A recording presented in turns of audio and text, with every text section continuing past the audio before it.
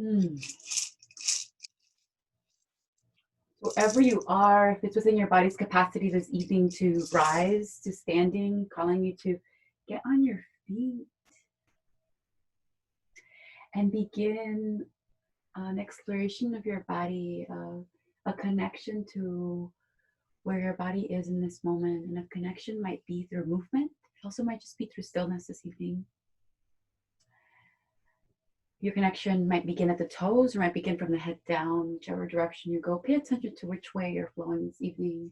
I'm beginning from my toes, spreading my toes, shifting the balls of my feet, switching over, paying attention,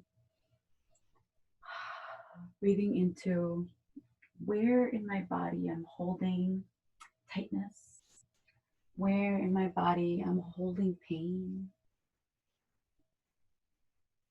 Often when we physically hold pain, leads to speaks to a spiritual imbalance, speaks to a space that needs tending, where someone else got lodged, where an argument is stuck, where a fear is not let go, but also where an ancestor lives. So feel into your body, feeling moving from maybe, again, whatever direction you're going, feeling into every joint as you're moving.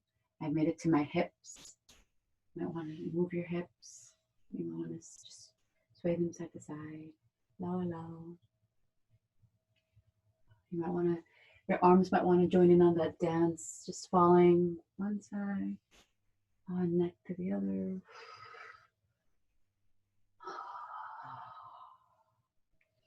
Your neck might want to be a part of this experience.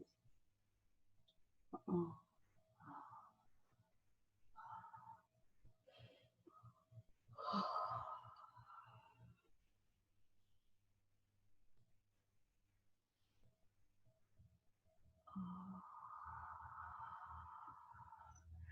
You're not yet breathing in intentional breaths, encouraging you to take the next movement with breath. That means inhaling in through the nose, allowing the chest, the heart, the lungs to expand, allowing the belly to expand. Stretching out those shoulders. When you're ready, finding your version of stillness, acknowledging that stillness doesn't mean no movement. It can just mean a little stiller than before. So con mucha humildad miramos hacia la dirección del este with a lot of humility. You know, we face the east gate. Before I face the east gate or any gate, I look down to remind myself to be humble to the medicine of the gate, to the spirits being called in to work with us this evening. And then I raise my gaze, you know, not parallel to the ground, just a little low. My nose is still humble to the earth, you know. And so to the sacred direction of the east gate, feeling free to open up our chest, remembering to give our hearts to this experience, give our hearts to each gate.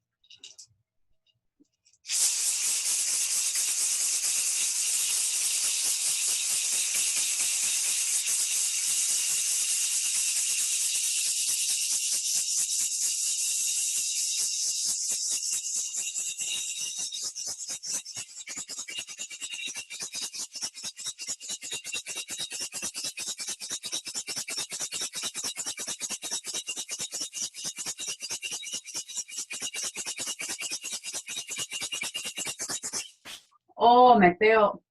Oh, Meteo, gran sagrada dirección del este, to the sacred direction of the east gate, to Tlahuizlampa, the direction of illumination. Here the great guardian Quetzalcoatl, the feathered serpent, la serpiente emplumada, joins us to help us see beyond. Al más allá se dice, it dice beyond, to see beyond what our eyesight can see. When we close our eyes, when we shut off our one sense, so we'll be able to see a little deeper. Seeing doesn't happen with the portals of the eyes, with the mirrors of the eyes, it happens with the heart. So we call on you, great guardian Quetzalcoatl, and the spirits of the east gate, to help us see into the seed of this heart. This journey is called xinachtli, the seed. For we have spent 8 months meeting the seed within, meeting how that seed moves, meeting how the textures of the seed, the color of the seed, the integrity of the seed, meeting the purpose of that seed. Here we are again to meet the sacredness of the seed.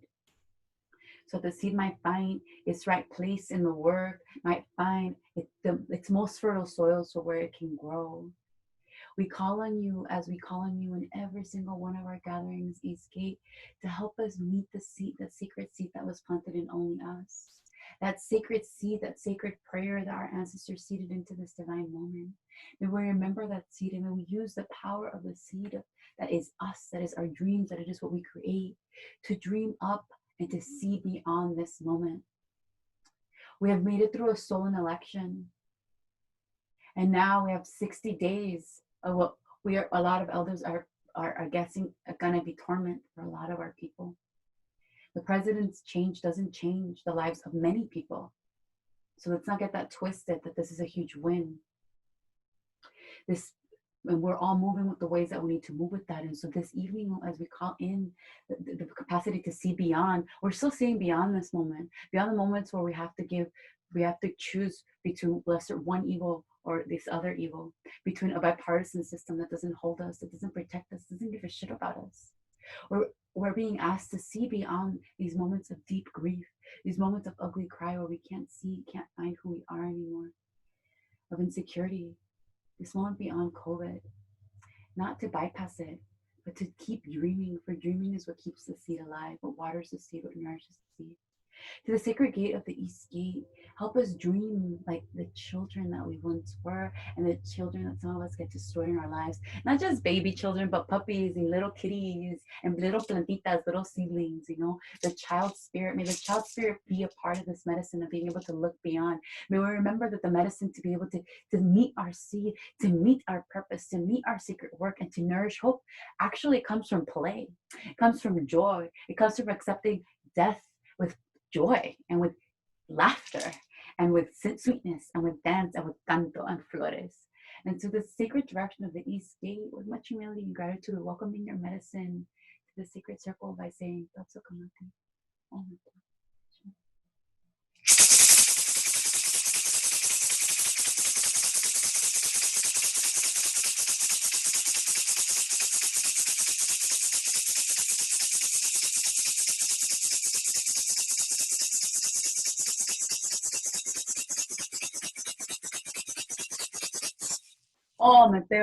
Oh, Meteo, gran sagrada dirección del sur, to the sacred direction of the south gate, to Huitzlampa,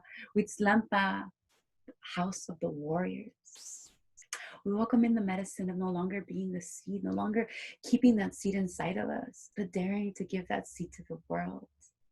This is when we share our dreams with our lovers and our friends and the cats and the trees. This is when we allow our dreams to live outside of our bodies.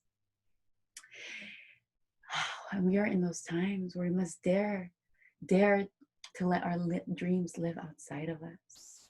We need all of your sacred dreams into creating a world, a moment, a people, a being that is more liberated than the last. And so to the sacred direction of the South Gate, we call in that sacred medicine of daring to let our dreams live outside of us, of daring to remember how sacred those dreams are, how needed those dreams are. We call on the lineages of warriors that we come from to join us in this evening, to help us find strength, to help us find courage in creating and seeing clarity what those dreams are, and unequivocally planting those dreams in the soil so that they may do what they do best. What seeds do best is live. They choose life. So let our dreams be like the seeds that feed us, that sustain us, like el gran maíz, like the sacred tabaco, like our sacred cannabis. May that seed bust with roots touching the earth's heartbeat, the chihuateteo, and busting up to the sky to touch and to be touched and grazed by the medicine of all the ancestors we came from. We call on all those warriors, the teenagers in our lives and the juveniles we once were, to feed us their spirit of rebellion, the spirit of strength, the spirit of ahorita, their spirit of now. We need this now. We need this now. Not coding it to the colonial language that constantly sees our need for freedom now as impulsivity, as not being able to plan or strategize, but knowing that we've been planning our whole lives through this moment, and our ancestors planned for this moment. And guess what? They put us here. May we not forget that we are all of the Aquarian age. We were all put here to do the sacred work of breaking what is. And so, to the sacred direction of the sun, the sacred direction of the south gate, to the gate that feeds us our iyotol, our power, may we remember we are powerful. We are warriors. We are guerreros. To the sacred direction of the south, with much humility and gratitude, we offer a word of affirmation saying, Lao Tzu Kamati, O Meteo, Che, Ho.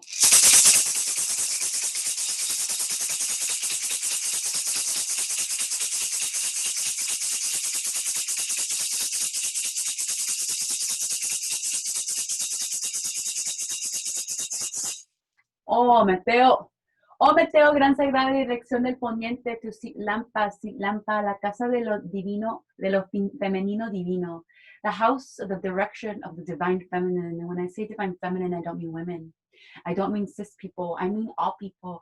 For all people are sacred, and all sacred beings have a connection to divine femininity. Divine femininity, tierra, the earth. Fecundity, fertility. Not fertility that constantly recreates children, but recreates dreams and new worlds and new beings and new stars. We call on the medicine of our two-spirit, of our queer, of our gender rebels, of all of our Black trans siblings, of all those who were taken too soon. We call your name. We remember your name. We call your presence into the sacred circle, into the sacred moment in our journey. This evening, remembering that we breathe for you. Your name will not be forgotten, and this world will be free for you and your descendants. We welcome you into the circle, acknowledging to our two queer, our two spirit, our queer, our gender rebels, that we have been the stewards of medicine for so long. Before, women were, the feminist movement is all about, first wave about getting women in power. Indigenous people know that the fight isn't about getting women back into restored their rightful place, the matriarchs back into the rightful place, just the matriarchs, right? It is about remembering the balance, the duality that has lived in many of our communities, many of our cultures, and how that balance isn't possible without two spirit people, walkers, water walkers, earth walkers, and fire walkers, and air walkers. And so to you all, we welcome you into the sacred journey. Please feed us. If we identify within that medicine, we have some good, important work to reclaim. May we not forget that medicine we've got to reclaim, that we are here to remember. To the sacred direction of the West Gate, we welcome in the medicine of fullness, of actualization, the medicine of what it means to have your dream come true. Not just your dream, because remember, it is we here, and so it is our dream. When your dream that you vision comes true, it is a dream of many of us. We made that come true. We wanted that dream to come into fruition. And right now, we are living the dream of this new being being born. The abuelas had the premonition that a new being was being born, not just here on Turtle Island, but also in China, and also in Southeast Asia, and also in Africa. The dream was had by many abuelas, many elders and communities. A new being is being born. And so this new being, you can look at them if you want. If you're like, oh, who's being born? Go look in a mirror. Go look at your face in the river. We are being reborn. Those of us that are surviving these times, those of us that are fighting these times, those of us that are reflecting these times, fighting on the streets and fighting at our altars, right? Those of us, we are breathing, we are existing. This not only is this new being being born, but we're already dreaming and practicing new ways of being liberated now in our work. And so we give gratitude to that, and we celebrate this breath.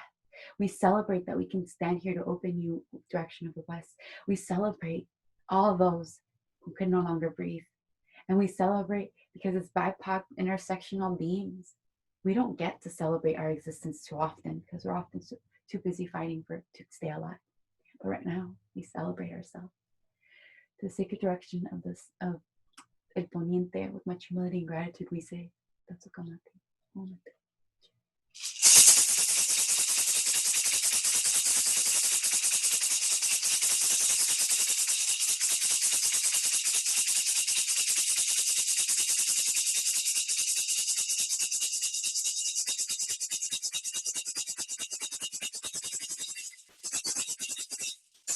Oh, Mateo.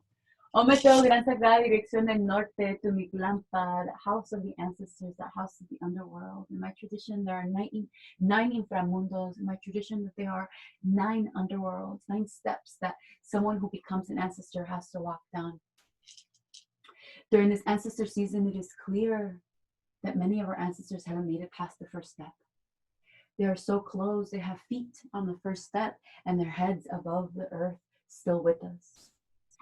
And as lonely as we may feel, and as deeply as we want to know where we come from, and as deeply as we want to know the language, the rituals, the ceremonies that we come from, we're hungry to remember who feeds us, what was the name of our last indigenous elder, not just indigenous as by blood, but indigenous by practice, was trained in their indigeneity, lived in their indigeneity. As hungry as we are for that, as hungry as we are to keep them here, to bring them here, we can't. This ancestor season has taught us, as we have so many souls walking around because of no proper burials, right, through COVID, no proper burials because of state-sanctioned police violence, no proper and adequate time to grieve our dead, and because we have forgotten how to grieve them, how to bury them. What these times are teaching us is our ancestors need to walk down those steps, for their presence here brings a disequilibrium.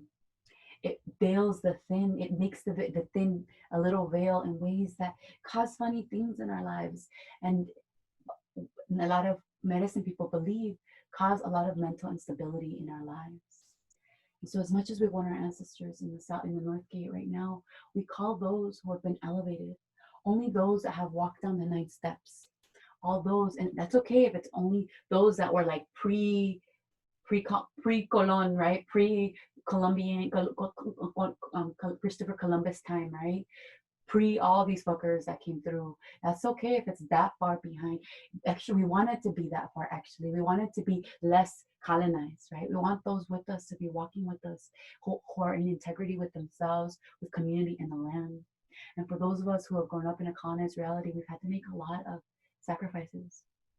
We've had to make a lot of sacrifices. And so to those sweet ancestors who made sacrifices, we love you so much. But this evening, we're letting you rest. We're giving you this medicine of the circle, this medicine of prayer, this medicine of lit candles, open bowls of sweet smoke, of the sweet rattle, the sweet seeds, to help you rest and to help you walk down and make your journey down. For when you make your full journey down, that's when our memories come back of our ancestors. That's when their songs get gifted to us again. That's when they are allowed to truly live on with us here. To the sacred direction of the North, we also call in on the medicine of rest that those ancestors who have made it down to the 9th level can offer us. We welcome in that secret medicine, that medicine of stillness within our hearts, stillness within our nervous system, stillness within our wavelengths, where we don't have to be on alert. No satellite has to be up. No, none of that. We can just be. Welcome in that sacred medicine in the North Gate. Much humility and gratitude to the sacredness that lives here. We say, Yatsukamati. Omate.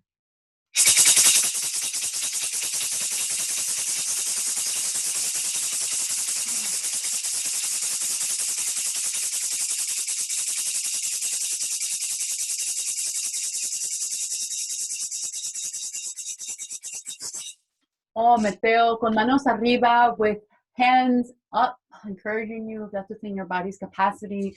Hands up, you may stretch up on your toes to reach up to the star people. You may want to pull them down. Ven acá, ven acá, ven acá, estrellita mía. Jícara celestial, te venimos a abrir to the sacred cosmos above us. We come to welcome you to our sacred container. We call you as testigo. We call you in as witness. Please witness us just as we are in this sacred moment. Witness what we're bringing this evening. Witness just as things are in this moment of healing. For this moment will never happen again. We call on the medicine of the stars. We call on you with gratitude, planet Mars and planet Mercury that have been playing around, right? Retrogrades, people are really scared of them, but we all deserve rest, right? That's all that means, right, planetas? Is that you're taking some time to rest. And because you're resting, you're not stewarding the relationships, right? You're not stewarding the conflict and helping mitigate it, Mars, right? You're not stewarding our communication in the ways that flow easily and with ease, right, Mercury?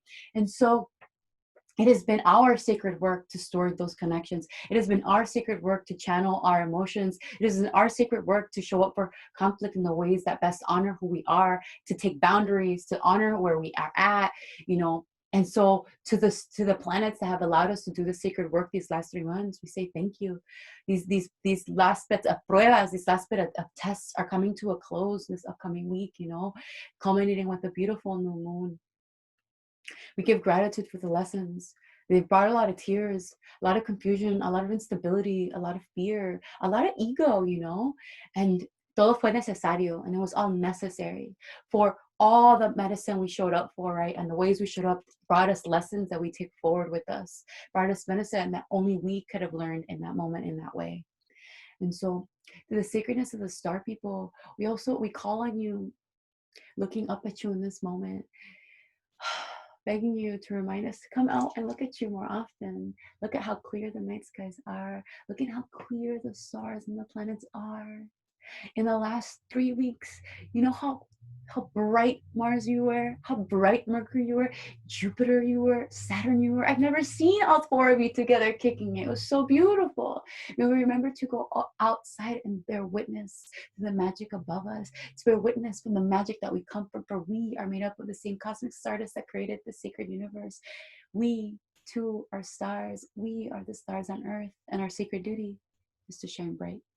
To the sacred direction of the star people, with much humility and gratitude, we say, Kesukamati.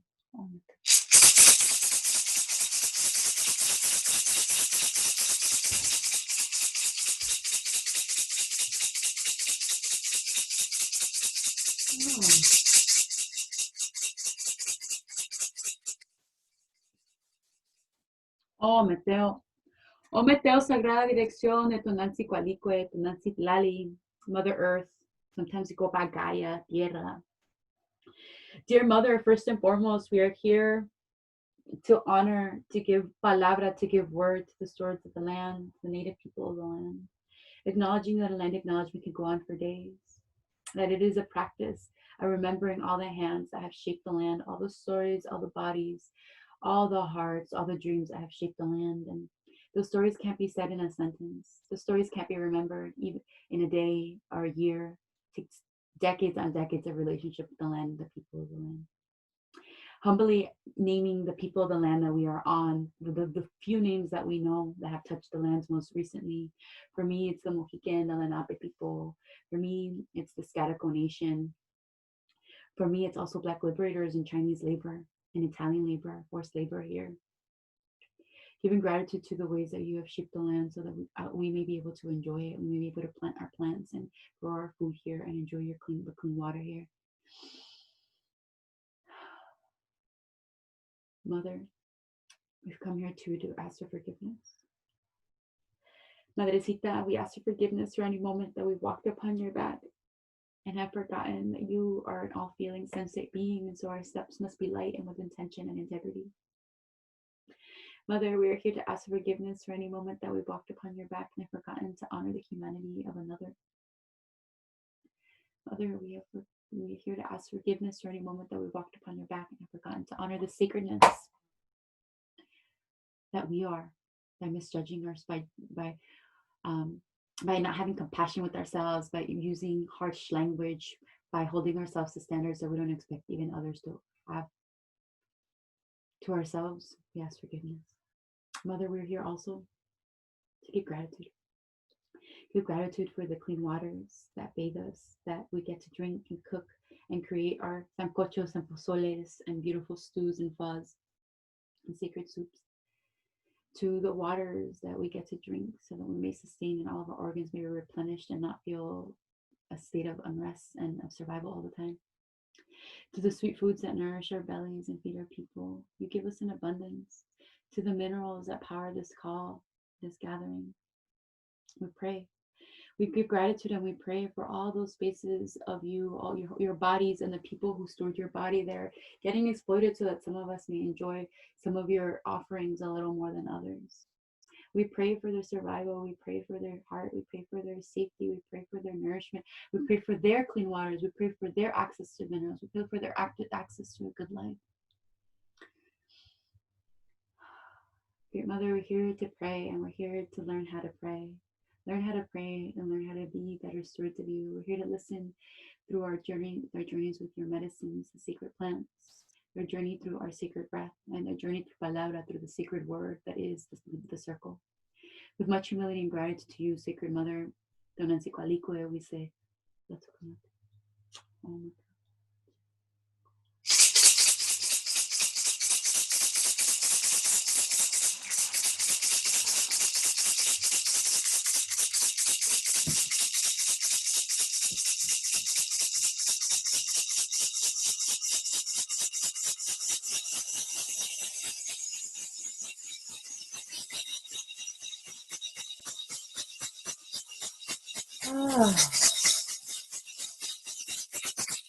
Oh, Mateo. Mateo, Gran Sagrada Dirección del Centro. We come to open the gate of the center, placing our hands wherever they need to be, wherever you find the representation of the center. We begin and we close a circle practice here at the center. For here at the center live the teachings of oneness. The teachings that we are one. The teachings that if that it is our sacred work to liberate ourselves from the colonial I. The I has separated us. The I has created factions amongst people of color and amongst our families and amongst our own body and psyche. The I has kept us apart for too long, kept us in separate movements for too long, has kept us moving from spaces of ego for too long, from fear for too long. Here at the center, we breathe in the medicine of we. Our heart radiates out 8 feet away from us. Our screens, all of our screens are less than 8 feet away. And so our heart waves are being felt. Every single one of our heart waves is being felt by the other right. Breathe into all those waves. Consenting to be part of the one heart, to feel the flow of the heart that is possible when you connect to the heart of others. The one heart isn't un corazón, one heart. It is a bunch of hearts. It is all the hearts coming together to be one. The one. We are the one heart on earth. In the earth, there's the heart of the earth, and on the earth, it is all the beings coming together to share the physical heart. And when we move from that physical heart, from that space of we, anything is possible. We create villages, we raise our children together, we protect our children, we listen to our Black elders, we protect our Black trans siblings, we take direction from Black leadership, we aren't afraid or xenophobic of other people and understand that borders are bullshit, and our ancestors didn't have borders. Our ancestors had prayers. Our ancestors had feet and wings and fins. They've moved and transversed through the soil and through the water and the air and the fire. They've done that and they will do that again. When we open up the direction of the center, like we're here to do right now, we call on that we, that secret we that has always been one. We dust off, right? And if you need to physically dust off at the heart, dust it off.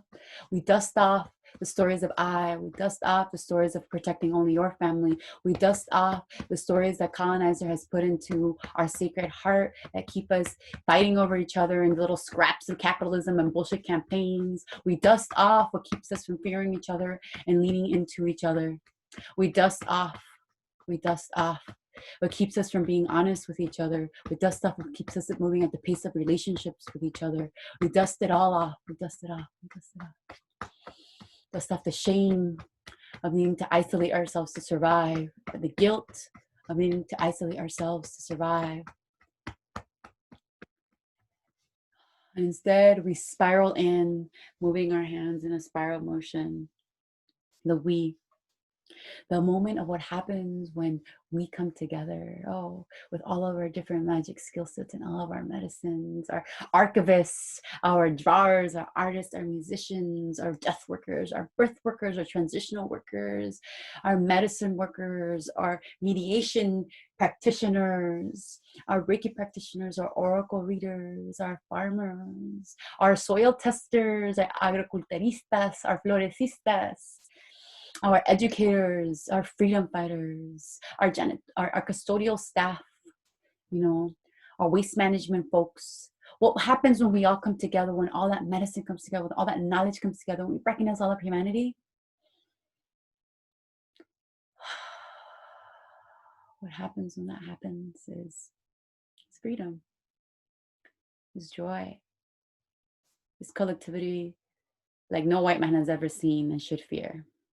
So the sacred direction of this sacred heart that has shown up here today to grow, to learn, to feel into the medicine of our power, we say, xinachtli.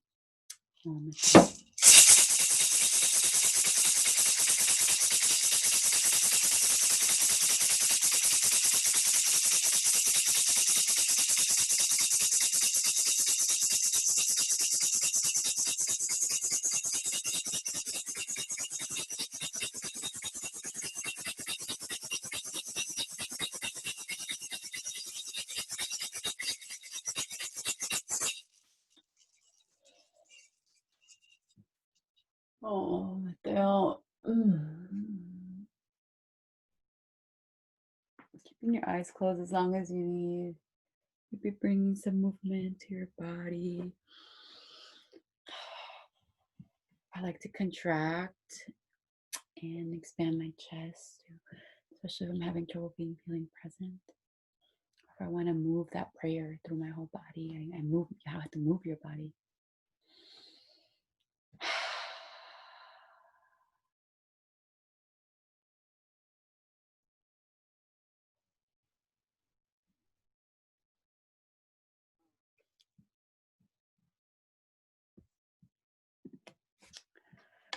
Koalito Mali.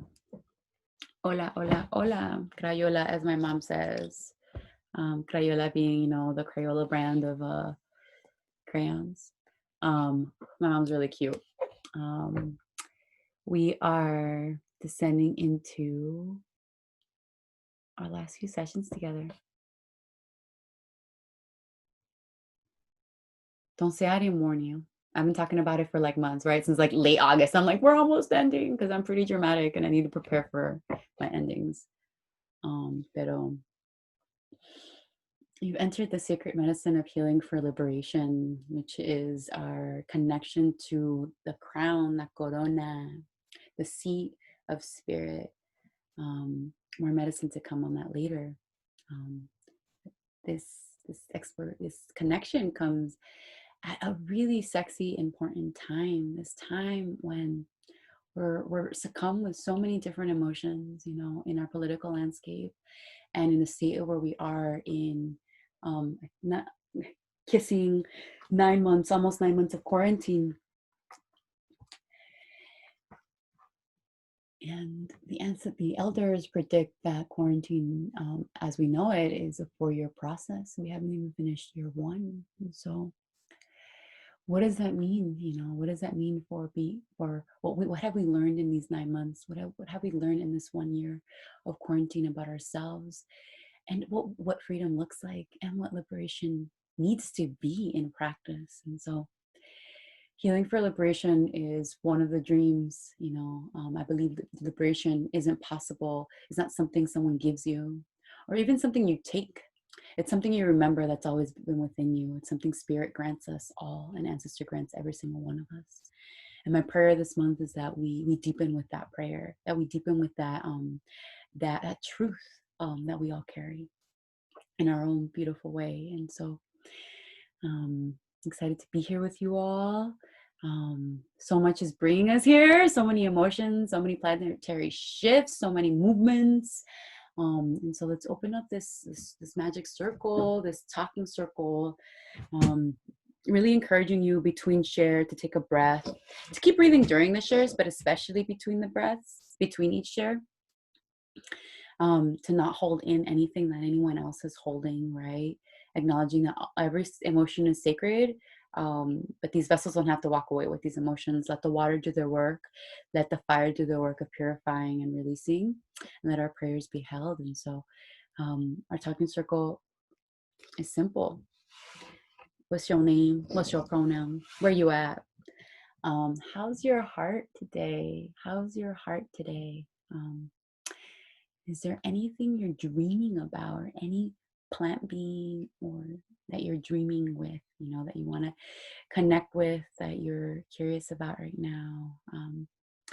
Dreams could be about the plants, could be about dreams, could be about dreams you want to see happen. But how is your heart? There's a relationship between what's in our heart and what we're dreaming right now. The veil is still thin, and we are coming into a gate closing, though. And that is bringing up that might be bringing up a lot for us. For some of us, this is the only time of the year that we feel seen, whole, and like good, because we get to walk with all the spirits, right? I don't know about you, but that's me. This is my season.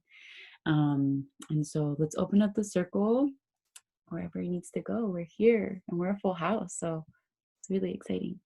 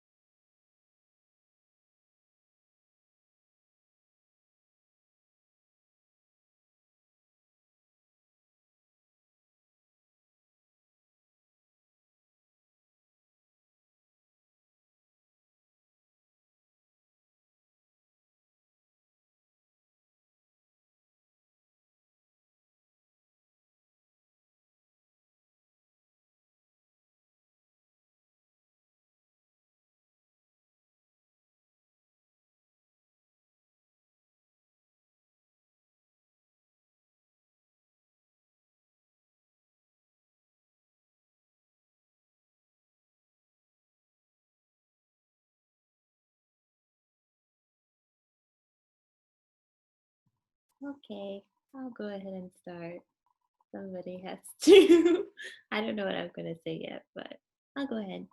I'm Kaylin. I'm really glad to be back with y'all. I think I missed last time or something. I can't even remember. Um, my pronouns are she, her, and I'm here on Muskogee Creek lands, so called Atlanta. Um, my heart is a lot of things. I've been kind of going through a sustained season of feeling like I'm being reborn, and that's really a joyful thing, but it's also comes with a lot of depression and a lot of uncertainty. And so I've been sitting there for a while, and um, of I had a lot of mixed feelings about the election. I don't know if we're allowed to talk about that because I missed the beginning. But yeah, there's just mixed feelings there, like relief, but also like nothing new under the sun. So feeling that and feeling really joyful to have gotten to sort of like sink into some healing practices in the past 3 weeks. I was working at the solar plexus level, and then I was just kind of like, nope, I need to go back to the beginning. And so now I'm back at the root. And that's been really good to feel like I can start over and also begin seeing a lot of the connections between the different chakras and being like to do work on one is to do work on them all.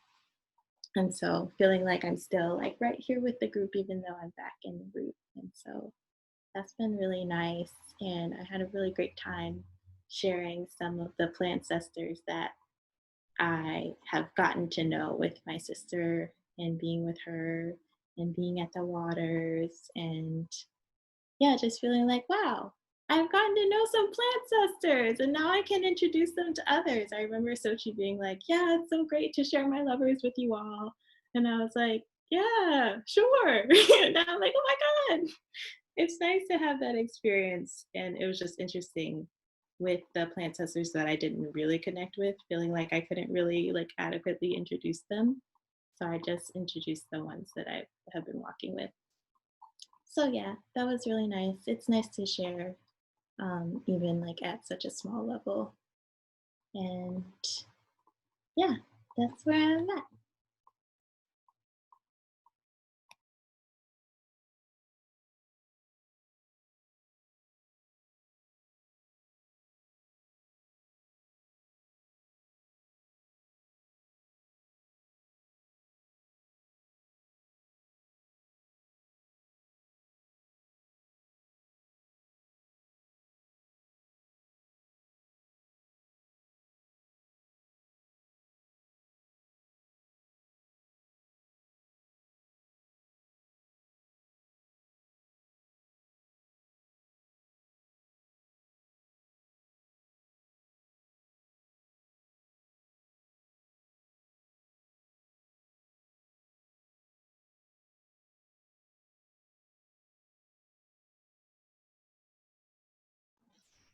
I'll go. Um, my name's Naomi. Pronouns are she and her. I am on Chochenyo and Ohlone lands. Forgive me for pronouncing that incorrectly.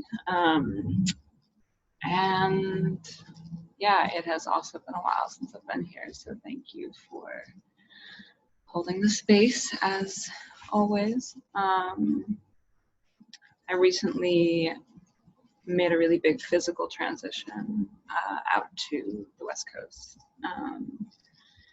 And that was long and pulled me away from a lot of routines and rituals that I had built that were feeling really good. And so the last month or so has been this combination of managing a lot of really intense anxiety around a lot of different things, both in the world and like in my family and in my personal life, and then also trying to reconstruct the rituals that help me feel connected and grounded and like I'm on that healing spiral as opposed to just being flung around in a spiral.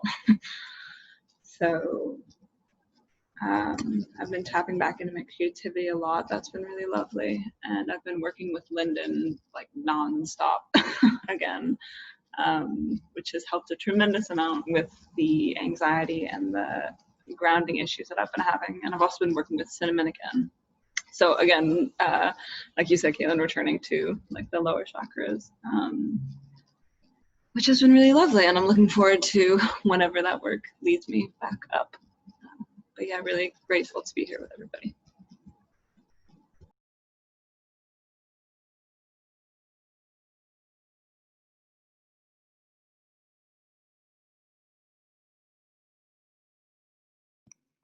Hi, I'm Kale, they, them. I live on a little island on these trade waters known as Lenapehoking. Um, I I recently moved to my own place, which is really the first time I've ever lived alone, which is wild, and has made me think about how a lot of my practices and rituals have felt like very spiritually like crowded out of shared spaces, or like I've had a lot of fear about sharing or like having medicine in public, having people make fun of me for having certain smokes going, like just feeling like really spiritually like restricted, and like being able to put like protective altar by the door, you know, like being able to like put medicines where I need to put them and have the altar spread out throughout the entire house so that all four directions and elements are covered. Like it just feels really good. So in terms of what I've been dreaming about, I've been dreaming a lot about golden eagle feathers, finding them, losing them, or finding an eagle that's in distress. But in terms of plants, this space I think has opened me up. I felt very much like I'm not supposed to be making tincture ever, because I usually work with plants like will be with us, like live plants or like, you know, pieces of plants that are being given to me that I'm like we're co-regulating with, that are spiritually supporting us like with their presence, instead of ingestion. But then um I was recently moving my, like I have this ceremonial jar of moonshine. It's like basically the only thing I drink. I offer it at almost every ceremony.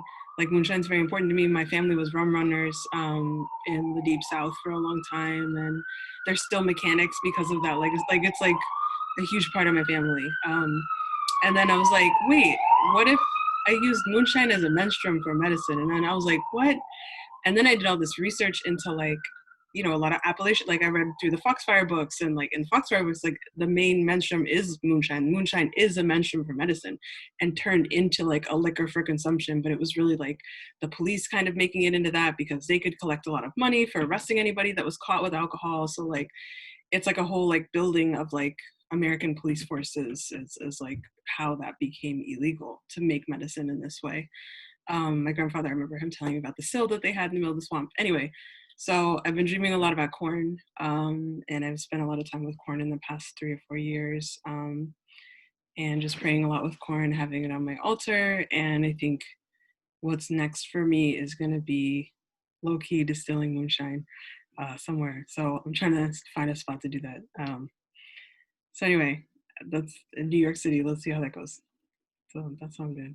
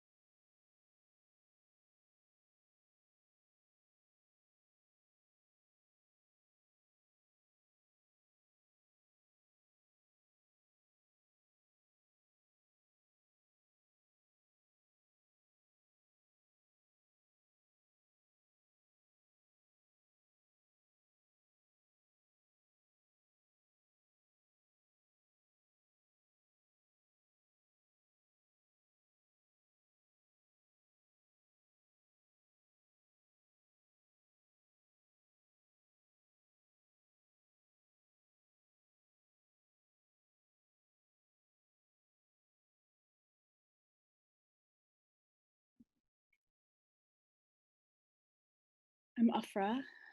I use she and her, sometimes they. I'm on Massachusetts, Wampanoag, Punkapoag, and Black Liberator land.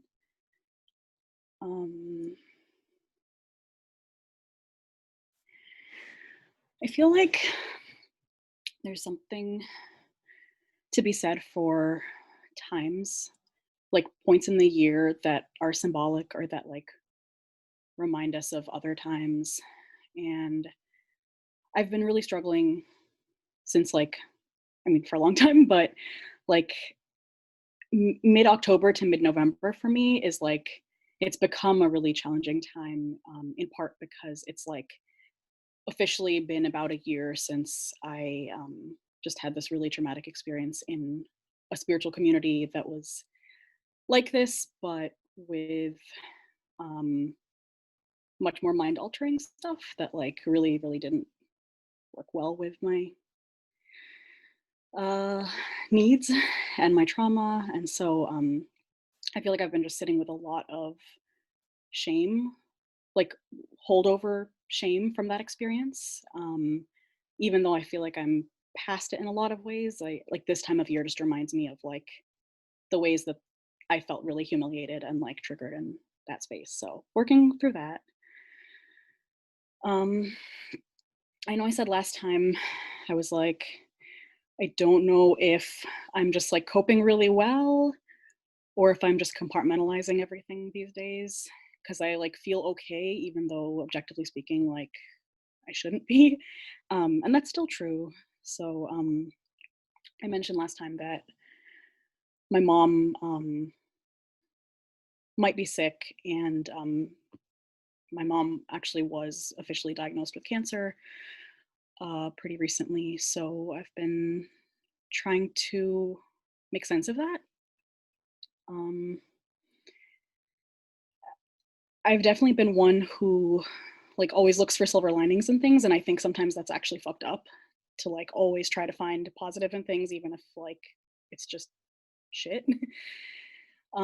But there is something that's giving me some peace right now, which is that my relationship with my mom before starting like connecting with my ancestry and working with plants, like we have had such a really like fraught relationship. And even just in these past 8 months, especially starting with getting to know Nettle, like that was so supportive for me healing some of those wounds and like beginning to understand like what happened to me, what happened to my mom. And so I just look at where I am right now and where my mom is right now, and like the timing of that even feels symbolic that like right now I'm actually finally in a place where I see her and can actually be like there's things I've healed about our relationship that mean that I can show up for her and like be supportive of her in ways that I never would have been able to before now. Um so yeah, I'm taking some comfort in that. Um and there's a lot of other stuff. A lot of other stuff going on. Still trying to make sense of um if I am where I want to be in terms of like physical place I'm living, marriage, my job, like a, a lot of it is related to things I love. Like there's so much love there, but I'm not sure a lot of it still feels like what's true for me. And yeah, I'm kind of stuck in this place of like stability is really important in a lot of ways. Um, but then sometimes holds you back.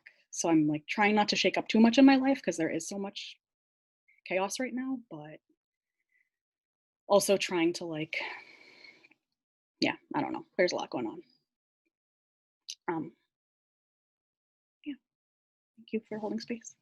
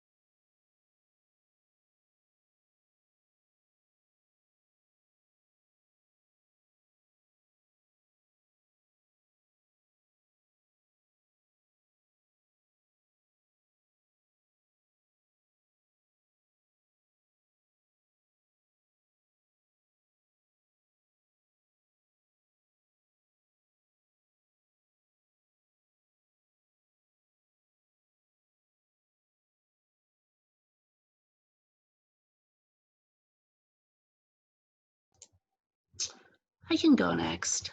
Um, Amy here.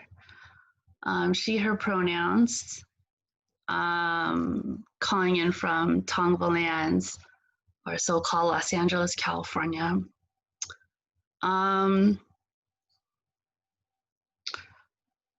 Really feeling validated by the calling of directions earlier.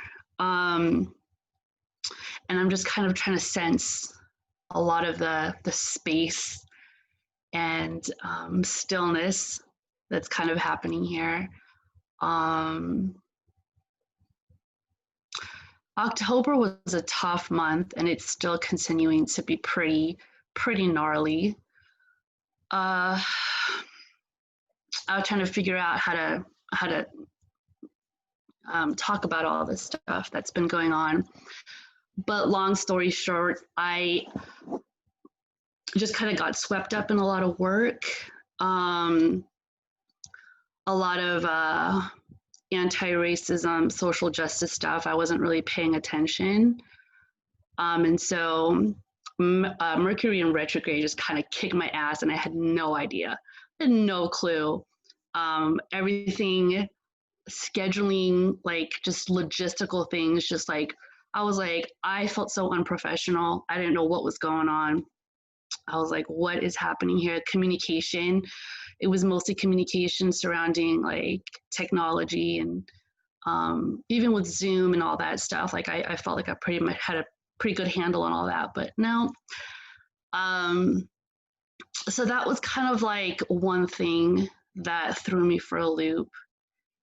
I got disconnected from working with plant ancestors just because I was like kind of going. And so I didn't have any dreams of like any plants, like working with any plants, but I was dreaming of animals.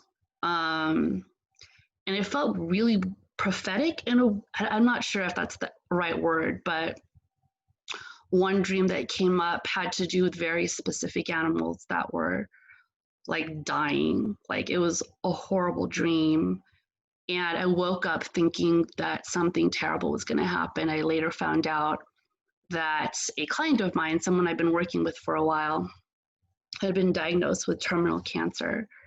So I had to figure out how to deal with that because this person had stopped working with me. So I found out through their friends. And so there's a lot of confidentiality around this stuff. So I just had to I couldn't express myself. I was just kind of holding on to all these emotions.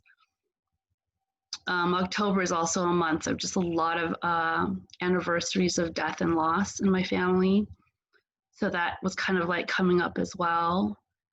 I had a couple of speaking engagements around social justice, and they all went really well, but it drained me. So I feel like I'm still recuperating. And it kind of makes sense, talking about the veil being thin, kind of hearing about elders who are kind of projecting like the next few months are going to be pretty tough. Literally the day the election was announced. And I don't remember, I think Mercury was like writing its course in probably the beginning. But my favorite aunt and I just kind of, again, just got horrible miscommunication. And so it's just a big rift in our relationship, and just kind of trying to sit with that.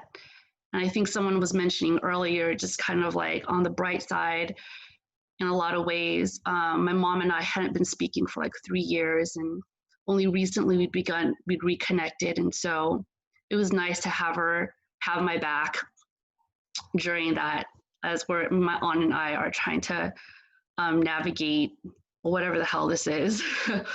So super grateful to kind of have my mom back in my life in that way. So I think it's really good to kind of come back to this group and just be able to ground, because I just kind of feel just like all over disconnected. In a weird way, grateful that I guess Mercury in retrograde kind of did what it did, because in a way I'm still connected, connected to creator or spirit, or just kind of like, the greater universe in that way. Um, but yeah, so that's kind of just what I'm sitting with and holding a lot right now. So thank you. Thank you for holding.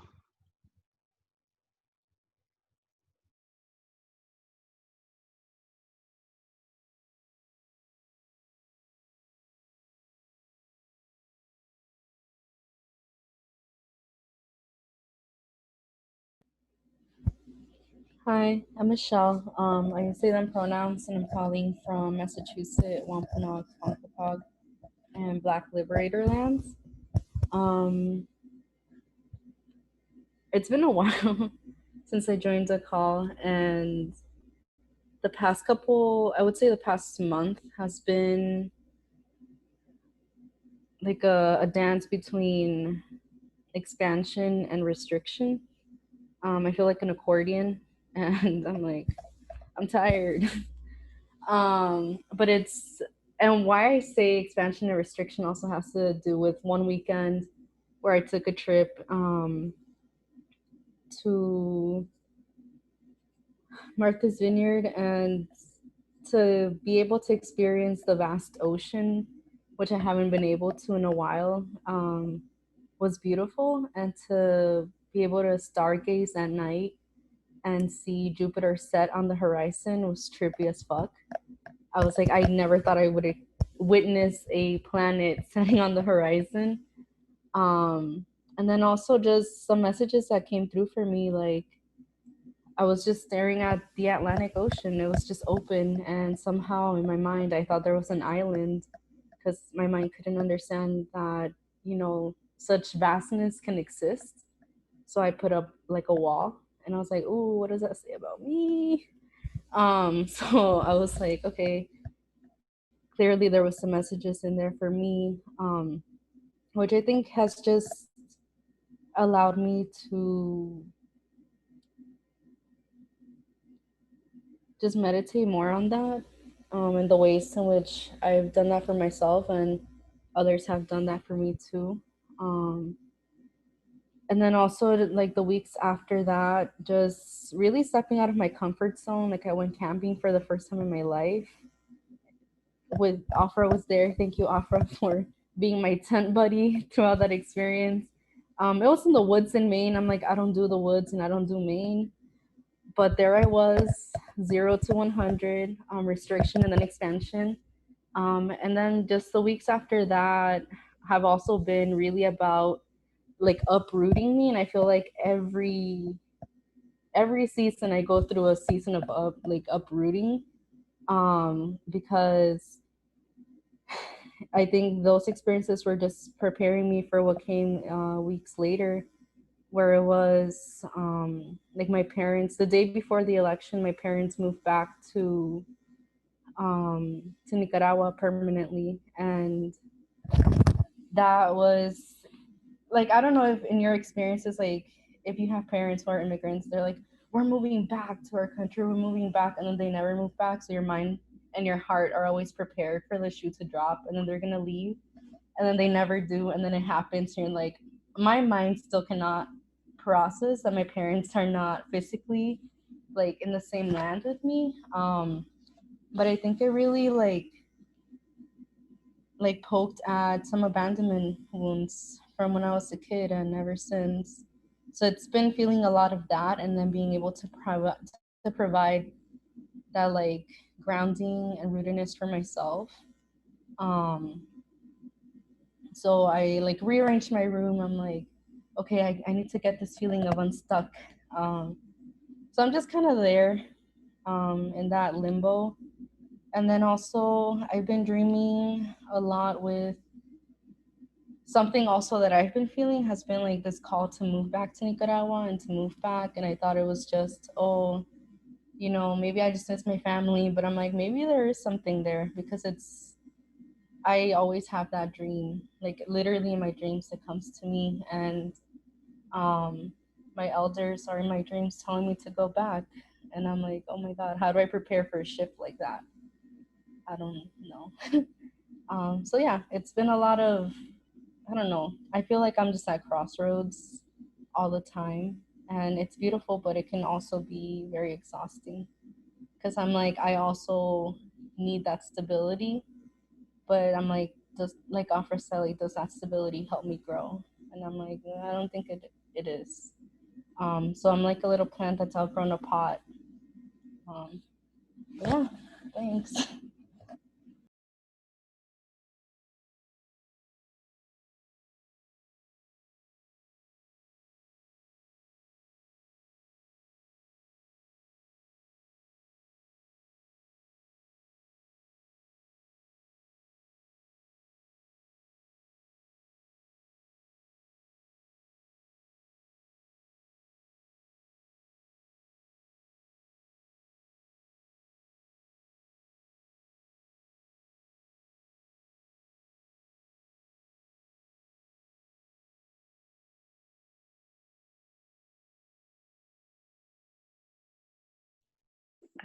Hi, everybody.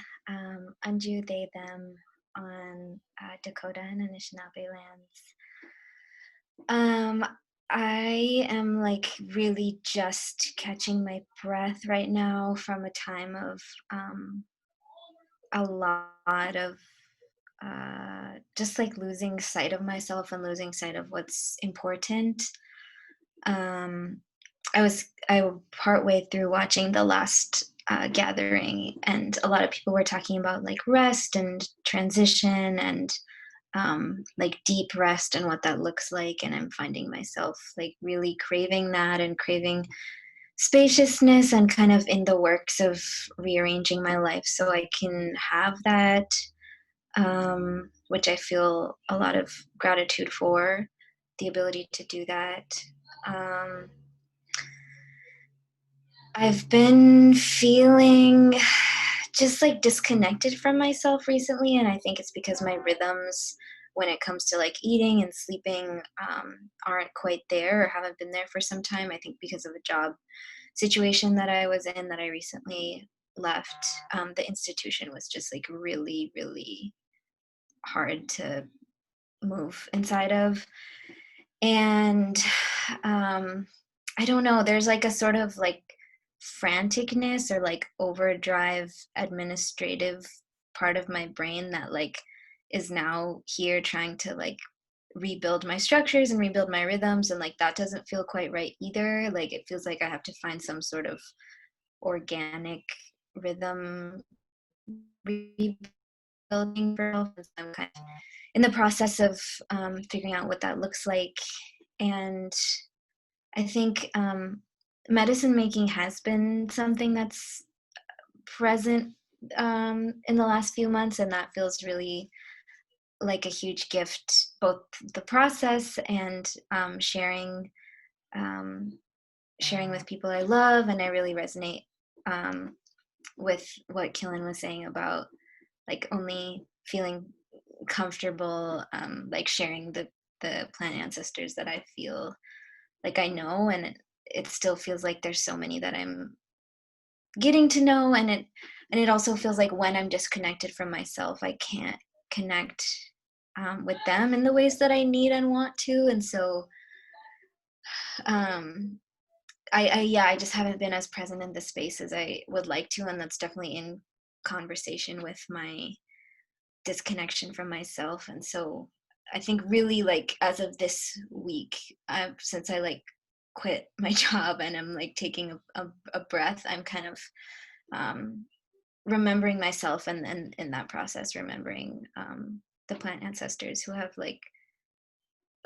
really been like, I remember at the start of this journey I was dreaming about plants so much and I was like drawing them, and they were just like everywhere for me, and it felt so good and so right. And that was a time when I had more spaciousness, and I'm just like, feels like I'm like, it's like my life is like a ball of dough and I have to like squeeze like part the stretchy dough so I can like have more spaciousness to like let reconnect with myself and let the plant sisters kind of like um be more ubiquitous in my life in the way that they used to, and the way that feels right. Yeah.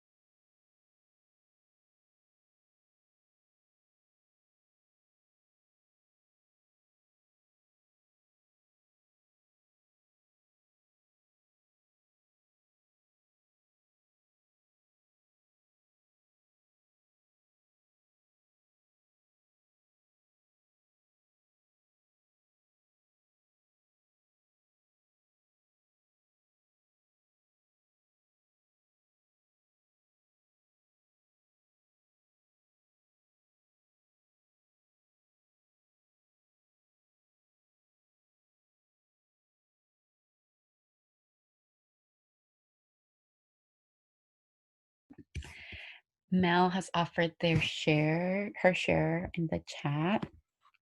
I am Mel, she, her, Mel. I'm Meshwaki, Potawatomi, and Anishinaabe lands. I feel like time has been passing me faster than my brain is capable of keeping up with. I'm on autopilot a lot of the time, going to work and keeping up with doctor's appointments and attending political meetings. I know I am doing so much, too much, but I feel like I have to. I have an MRI on Thursday I'm mentally preparing for. I would appreciate your prayers.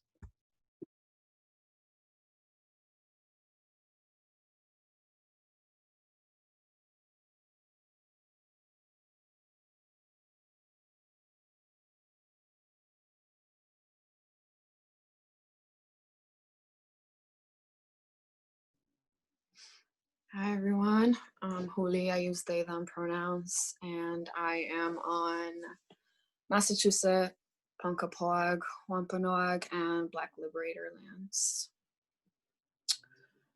I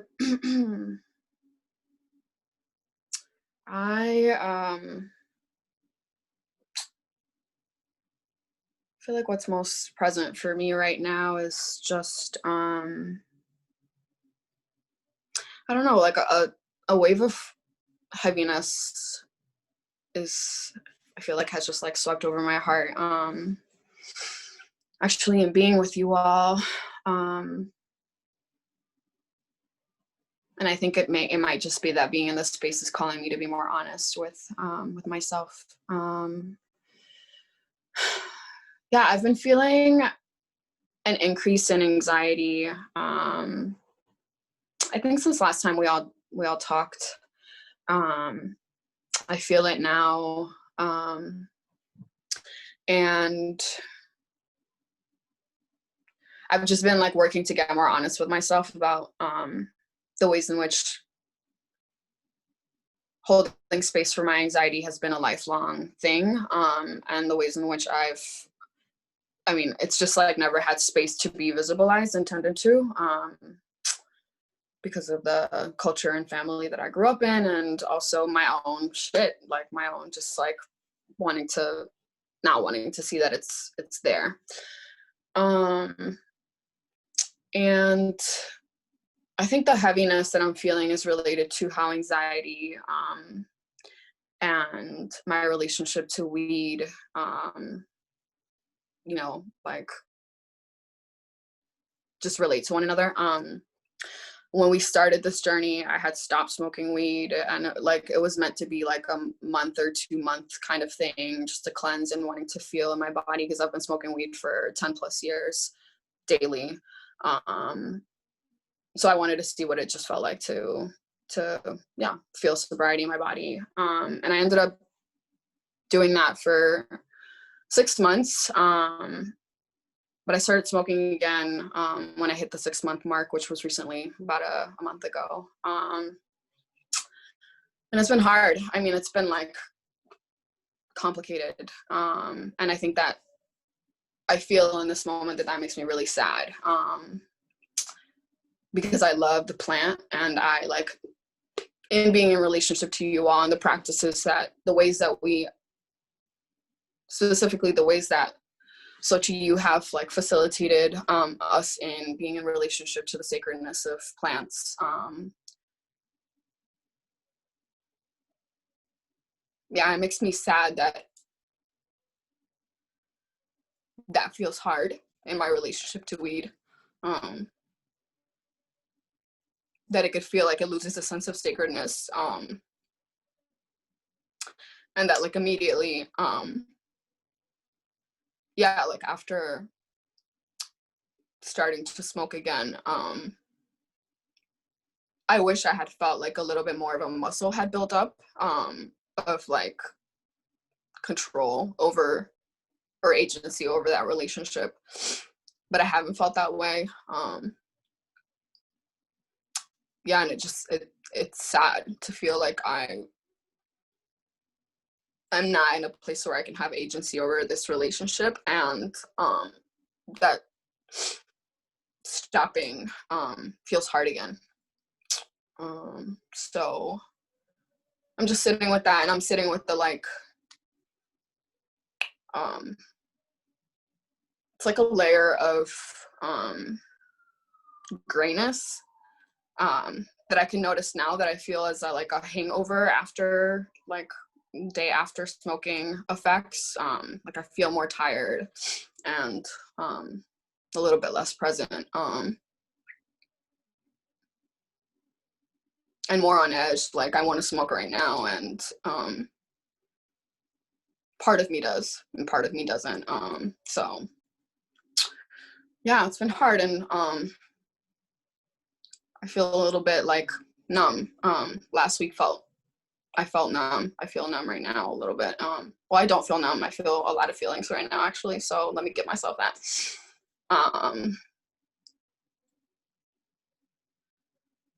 Yeah.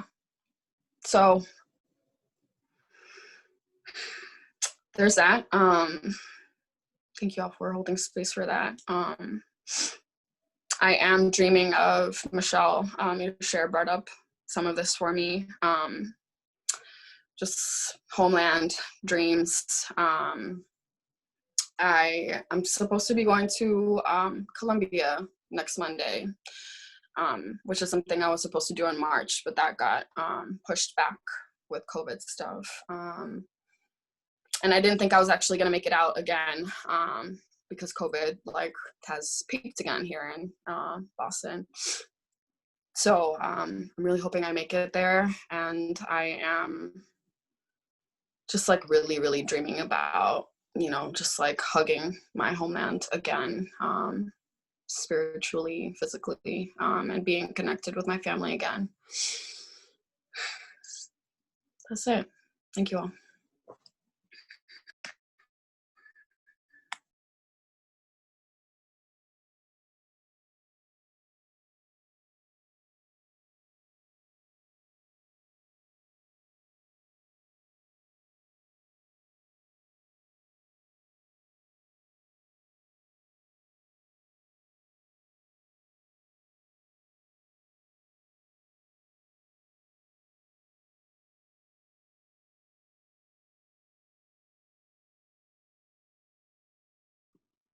Hey y'all.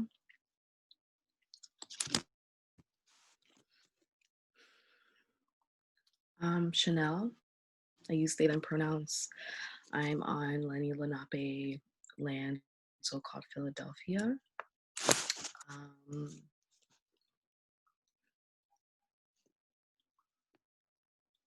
eating some sweet and spicy beef jerky because I'm in between classes. I just needed a snack.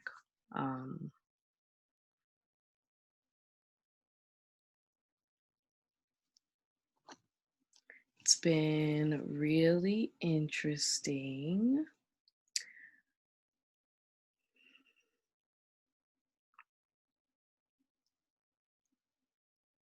I guess like language is escaping me, but something that I have been really holding on to is that someone said to me that a lot of what is being experienced right now is unnameable and undescribable, and like uncapturable with words. So that helps.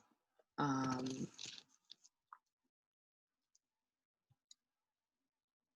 that helps.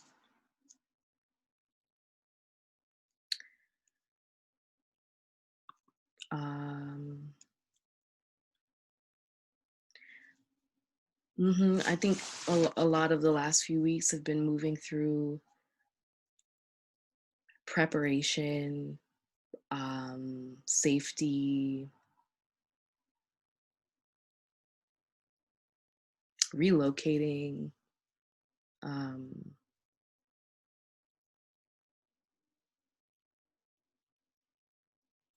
yeah,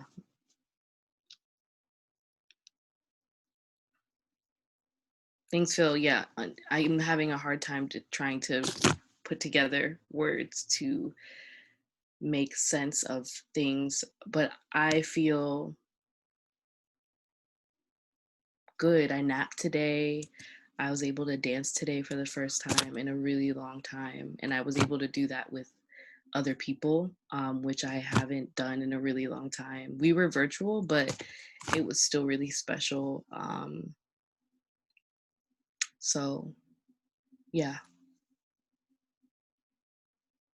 I've been working with my Tulsi and motherwort tinctures because I have been struggling to feel, and they're really helping just like bring water up because it just will just kind of like not, it'll be really like still. So that's been really, really good, really sweet. And I have an oxymel that I made with goldenrod that's ready. So we'll see how that goes. I'm having a feeling that it's just going to be one that I use for, like, I'm just going to work with them to see what that is like, because I've never made one, but I had an abundance of honey and I was like, let's do it. So feeling, it feels cool that and it feels affirming that, like I've been making like smudge wands and just things that I'm doing that don't require any language or talking per se, like, but talking, but I'd be just in my head. Just quiet things that I can do have that also support me and support me coming into my body feels really nice. And I have not had that before. So yeah. Thank you for being open as I enter at this time. Thank you.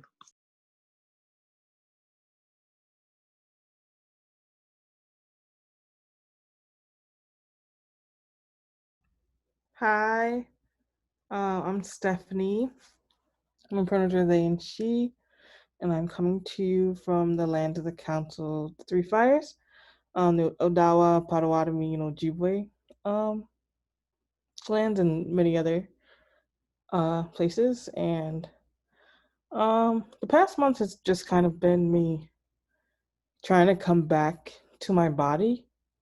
Like over the quarantine, I've gained a lot of weight and trying to be nice with myself and like hold that that's okay regardless of how like society or like your family discusses this weight gain, um which can be challenging, and like knowing I'm heading home soon, which is exciting, but also knowing that they're going to be like monitoring what I'm eating and making me exercise and things like that, um and trying to figure out like what supports and like plans to work with that I can bring, but also like um kind of my relationships to pain.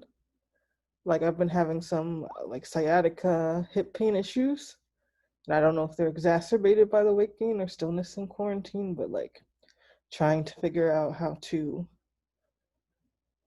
rethink and be okay with my body, even if I can't move as fast as I used to, even if for me sitting is my new primary existence, which it's just kind of like being in conversations with others and like having been correcting people for like ableist words, but then thinking about like slow like comments like, oh, I hate people that walk slowly, or things like that, when you don't actually know what they're going through and you just think they're being quote unquote lazy, is kind of like really hitting differently these days. But yeah, and I'm excited to be with you all, and excited to see where we end up next month. Like, wow, we've really been out here for a while, which is cool.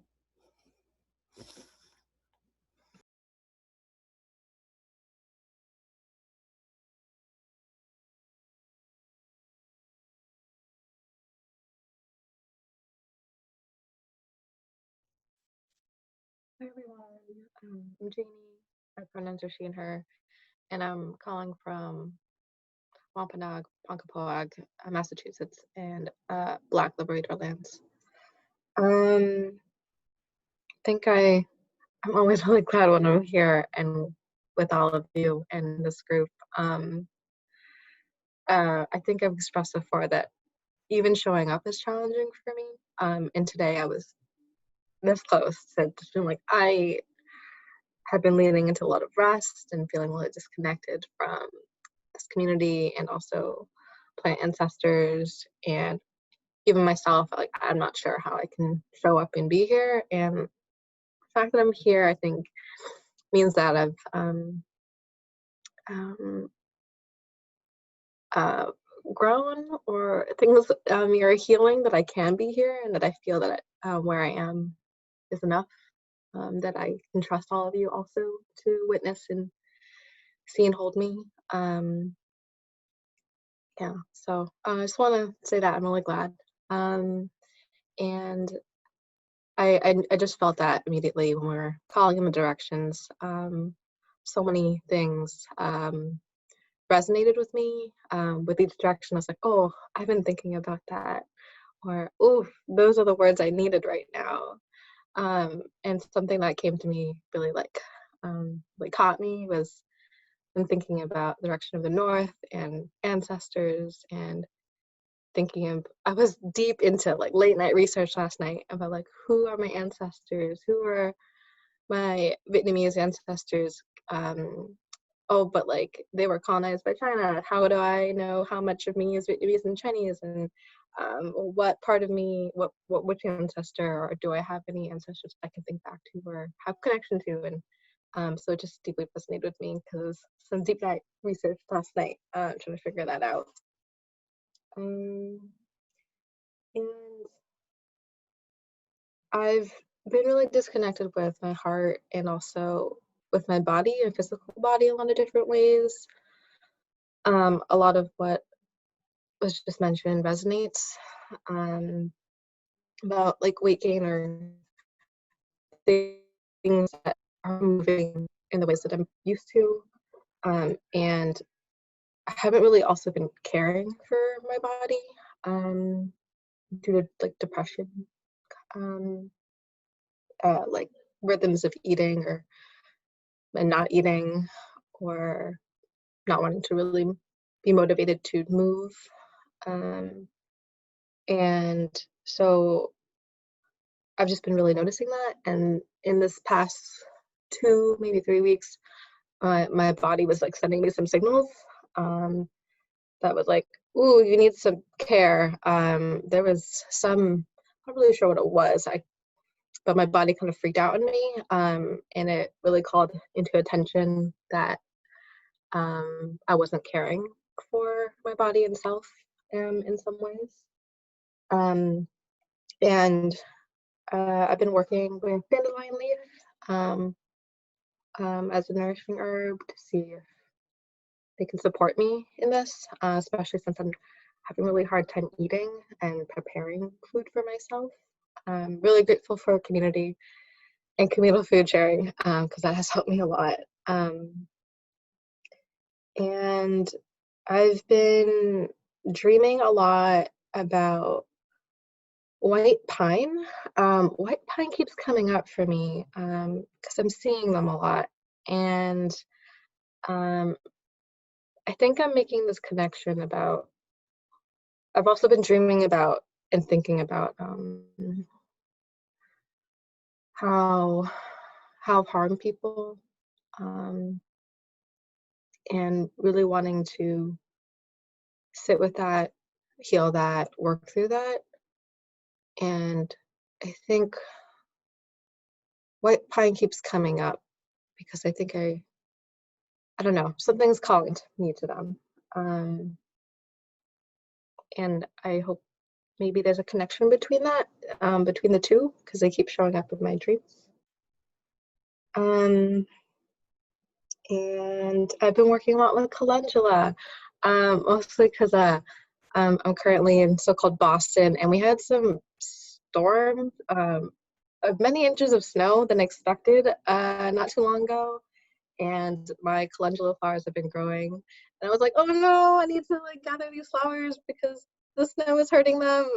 So I've been like gathering and like working with them to make different oils and like salves for like skin, because winter's getting dry and cold. And so I've also been working with calendula a lot, and that has been really beautiful because I grew them from seed, and I was like, wow, look at you, you're so beautiful. And I'm so happy that I've been on this journey with them. And if I'm around, I hope to see them again in this next cycle. Yeah, that's where I am. Thank you, everyone.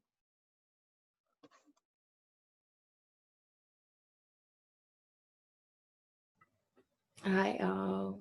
I'm Alicia, and I use she, her pronouns, and I'm on Lenni Lenape land, Black Liberty land, so-called Philadelphia.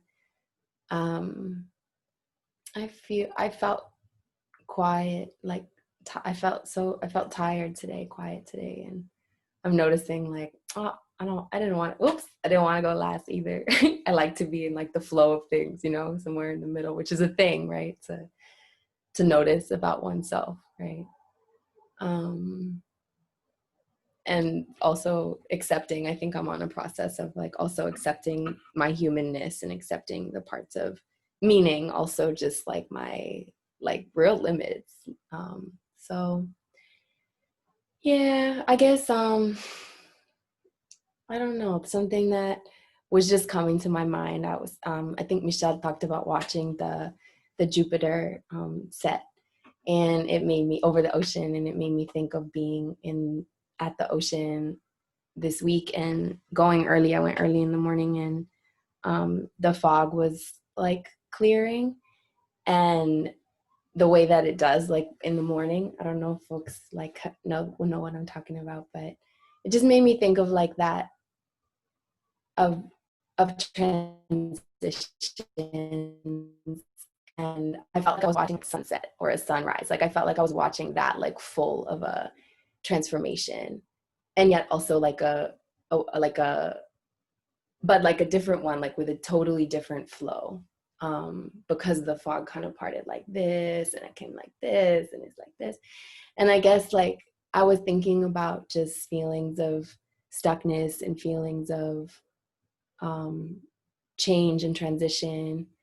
And I was just thinking about that, watching that fog while folks were sharing for some reason, and just really like feeling that style of transition, that style of come and go, and like fluidity, even in that like gray or that haze. And so I guess that's what I felt pulled to share. And I appreciate, everybody, and I appreciate being in circle, as I always do.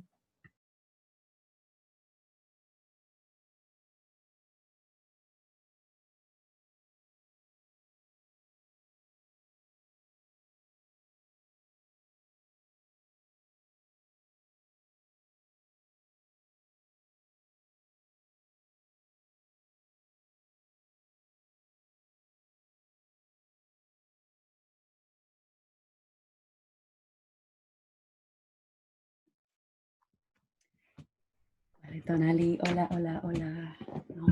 So Chikoa, I live from all pronouns, particularly kick it with she, ella, they, amor. And I'm still over here in New York on the Hudson Valley. There's so much flowing through my heart and that I'm dreaming about. So much. I resonate with so much that you're sharing. We are living in this moment together in the speechless times. Over the last 36 hours, I have had no words to give to any moment, or even to like social situations, even like no emotions to give to a social situation. Just like, I'm just here. Like, you're lucky I'm here because that's all I can do, physically be here. And then there are moments that are so bright, and honestly intoxicating. I experience two really magical, I've experienced a lot of magical things, but like these two very poignant moments over the last 36 hours. One sunset with like a group of queers, which I've had a really tough time actually finding a lot of like queer people out here, where I live now. They're hiding. I think they're hiding. I mean, I'm trying to hide sometimes, but the community won't let me. And we watched this sunset, and the Hudson felt so inviting that I like took out my clothes and I was like, it's time to swim, in like right now, October. No, it wasn't even October, it was November already, because that was a couple of days ago. And then last night, I was outside, just praying, casual night for me. And there was, I kid you not, there was a fireball, like a fireball moving horizontally to like the plane of the earth. And I was like, okay, I know how fireworks work. Like, that's not a firework, right? I was like, could it be a shotgun flare? Like, I was like exploring all the possibilities until I was like, I accept it was a fireball. Because like Dragon Ball Z, like a fireball just got thrown in that moment, right as I was about to plant this prayer. Um, Grateful for magic like that. Yes, grateful for Jupiter, grateful for the fog, grateful for the elements that keep calling me back and calling me into some presence. And to like continue to face myself, this has been a really tough cycle for sure. I feel like I say that every cycle though. Like, it's hard to be alive right now. We are living in the age of Aquarian, and the more that I grow into myself, I like to use that over the language of growing up, because I'm not really growing that way. Like, I'm like growing into this heart. The more I realize that, yeah, a lot of our sacred work is like doing a lot of mirror work, doing a lot of work, looking inward. Aquarians move through that a balanced, decolonized, like Aquarian temporality moves through facing themselves and meeting their purpose, right?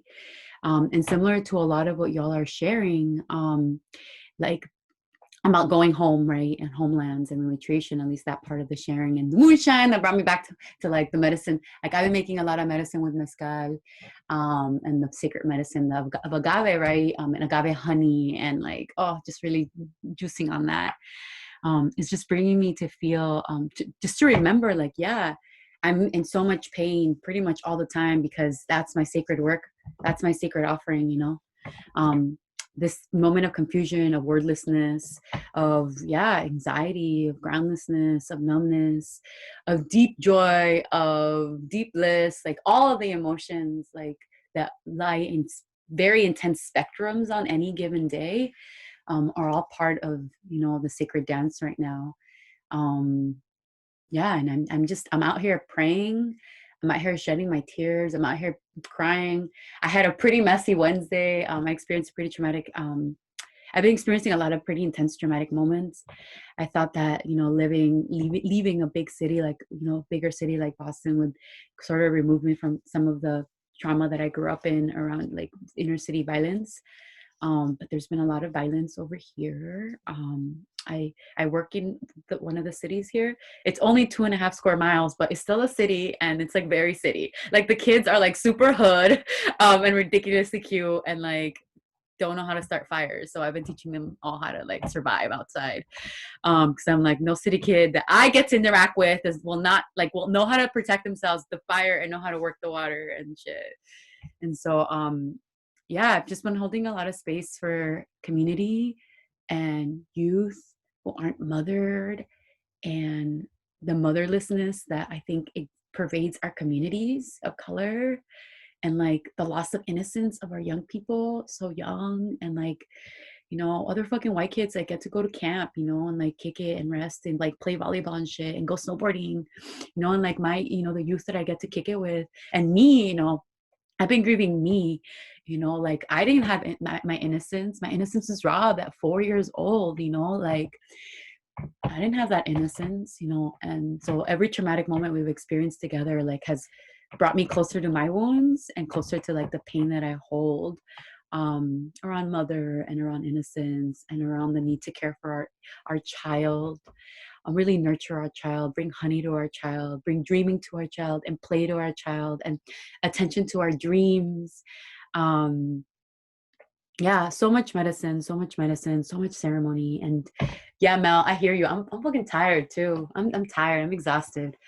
Um, I've been setting a lot of compassionate boundaries out of being like recognizing my humanness, being like, I need to move at the pace of my heart. My heart can't handle any more than what's right in front of me right now. What's in front of me is so beautiful and so thick. And so I'm looking towards some rest. I'm committed to, you know, continuing to work with you. You sit at my altars. There's a reason why the opening of direction always resonates, right? I sit deeply for days before we gather. Like I do a lot of work to get here and to be able to do this, but so my ego can be not here, and like we can be here. And so I'm excited to close up with y'all and like do that medicine work together and get, you know, and get into 2021 where you get to join the community of alum who are doing all this magical work, and we're excited to meet you and work with you and dream with you. And yeah, you and I can enter, you know, into a different phase of our relationship together. And after I've experienced some rest, because we all need it, remember the direction of the north. Right now we're in the harvest time, right? We're in the West Gate, in that divinity of that sacred medicine, thin veil. We're between south and north, east, west and north right now. Like literally we're hitting that node when November comes. That's why the veil is so thin, because we're kissing the fruition of the divine feminine, and we're also in Mictlan, right, with the ancestors. And so we're like in this really juicy, abundant time. We're here, but we're also like with the dead. And so it's really beautiful and trippy and all the magic. And it's also kind of tiring because we're not allowed to truly rest. And so, yeah, I'm trying to pay attention to all that's coming through, and I encourage you to do the same. I wrote down all the dreams we're collectively having of all the animals. I'm dreaming hard. I'm dreaming hard of the homelands too. I have part of my purpose is to rematriate myself back to Mexico, to southern Mexico, my people are from, and also where I have a living great grandparents. And so it's time to be with them. And so I'm going to go home and be with them coming this winter. I'm going to go rest at home. What does it mean to love our living ancestors, even though they are fucking anti-black? I'm about to go find out. That's why I refuse to kick it with my great grandmother. My grandmother is black, so she's fucking black, and she's like, I'm Portuguese, you know. And it got me so angry when I like sat with her growing up, and then later on when I went to visit home, and keeps coming up in my dreams, and I keep hearing the message of like, don't let this archive die, you know, like don't let this archive die, you know, put your ego aside, put your story aside of where she needs to be, and hear her humanity, you know. And don't let this archive die, because no one else is documenting the story, no one else is remembering her story, you know. And so I'm saying that to you all, so just remember whatever living ancestors you have access to, you know, let us get to the work where it feels safe to connect with them, feel safe to learn with them, and feel safe to remember their stories. I love you all so much. Let's go on a break. Heat up your cacao. If you aren't working with cacao in tea form, some of you have messaged me about that, and you have nibs that you want to nibble on, do so. I'm going to be nibbling because drinking cacao I just won't be here anymore, and I won't be able to use words. So I'll be doing that, and also working with my cacao tincture. See you soon, okay?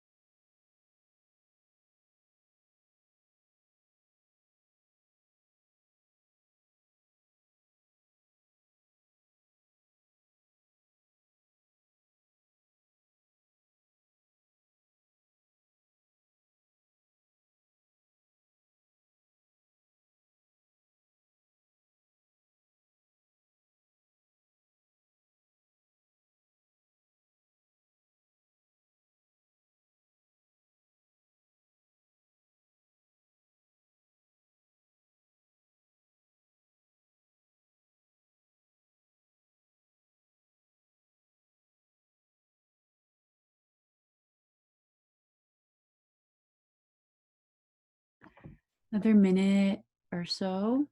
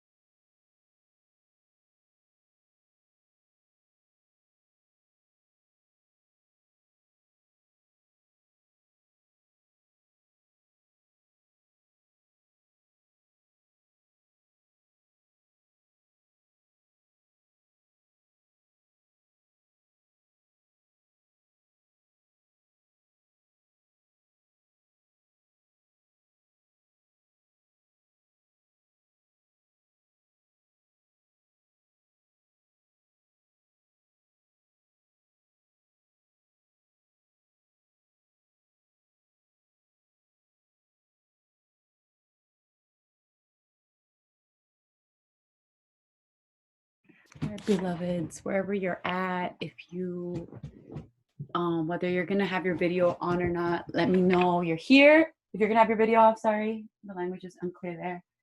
Grabbing my cacao nibs. I'm sorry, my cacao seeds. I'll grab two. I can show you them. Let me know you're here. Presente, presente. Yeah. Oh, that the video is so grainy. Bien. Mm.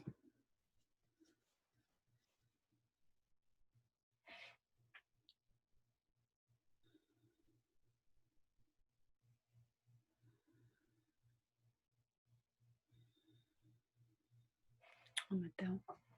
Okay. Wherever you're at, you know, shifting your body to find a little more comfort or a little more ease. That means different things for us. Some of us, it might mean elongating our spine. It might be getting, you know, more cabeza, head over shoulders, chin back. Some of us, it might just mean like leaning back and getting supported by our walls, by the chair, by the cushion.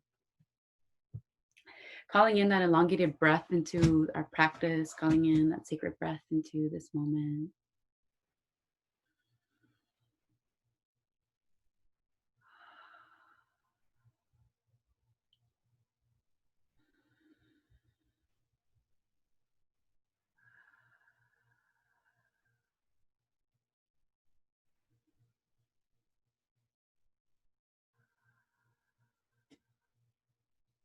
Bringing your cacao, whatever form of cacao, essence of cacao that you're working with, el cacao, chaquihuatl, we bring them to first above our navel, just below our navel. So if it's a cup, bring the cup out below navel. Breathing here, a sacred plant ancestor brought to us, you know, all the way, you know, has been stored and cared for in Mexico, all the way through Central America, all the way to the puntito, right, of Bolivia and La Peru and La Chile. And this magic plant ancestor that has been brought and wars have started over, right, is here with us today to teach us some lessons, to call us back into sacredness. And so breathe into that, beginning to set our prayer for how we want to connect, you know, beginning to set our prayer for compassion for ourselves, that we're going to connect however we're going to connect, even if it's not fully present or fully envisioned. Whatever ways we connect are the ways that we need it in this moment. And guess what? We get to try again after this moment. It's just one meeting. Breathing in, bringing their spirit, bringing their essence, bringing their physical body closer to your face. You know, you're working with them in this, you know, in powder form and tea form, allowing their aroma to rise. You're working with them in nibs in physical form, placing them on your lips, moving the seed, moving the nib around the lip. moving the powder around the lip. When you're called, bringing them in. What does cacao want to teach us about liberation? What story do they have to share with us? What needs to be unlocked for us to live this truth now? Remembering to inhale and to invite all of your senses to be a part of the story. Closing the eyes allows other senses to heighten. Notice which sense heightens. Sensation, touch, auditory stimulation, taste.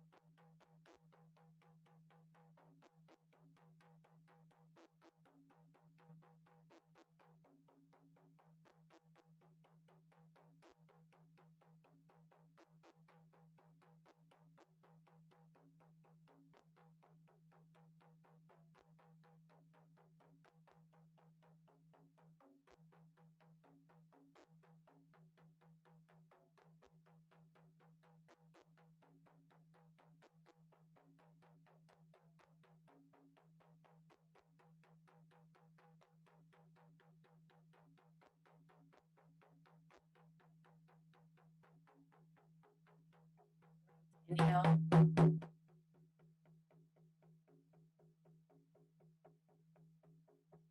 Remembering to carry that breath all throughout your body, allowing that breath to come in and spread not just down into your heart and around your heart and around your lungs, down to your toes, but to also just spread to your face. Let it touch the muscles of your lips. Let that breath touch the muscles in your nose, around your eyes, around those cheeks and ears. What are you here to teach us about what it means to liberate, to be liberated? What are you here to teach us what it means to live in these sacred vessels?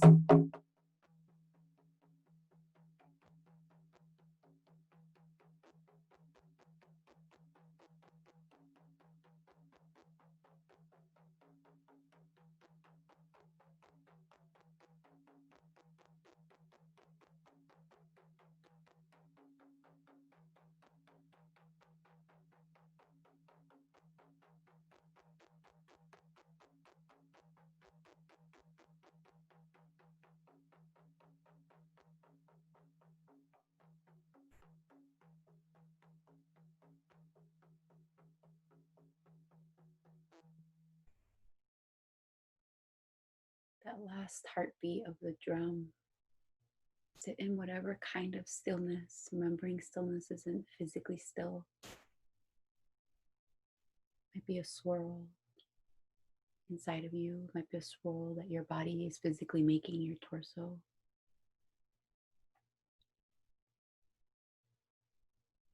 And all is quiet. What medicine are they here to gift you? What medicine are they here to gift you?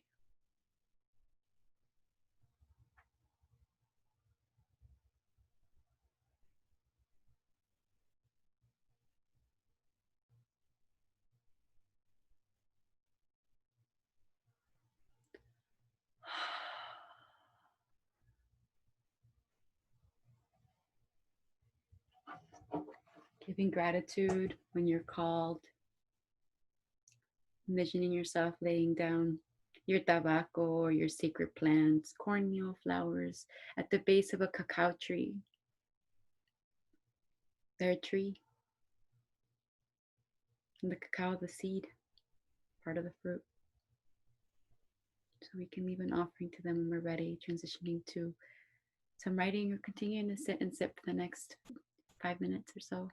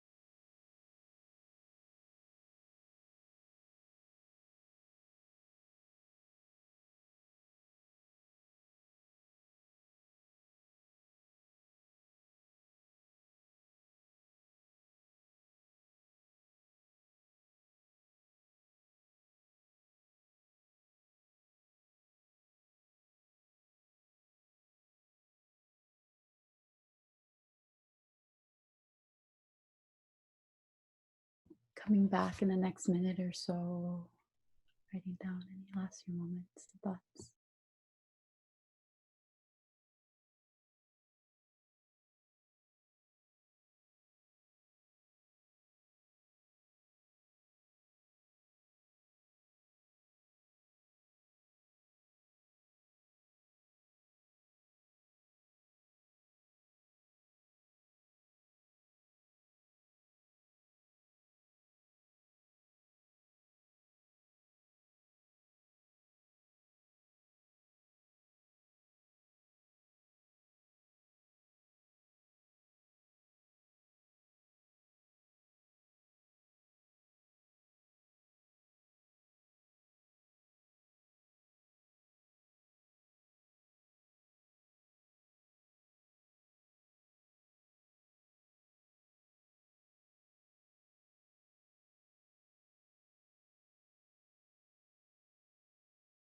Coming back together.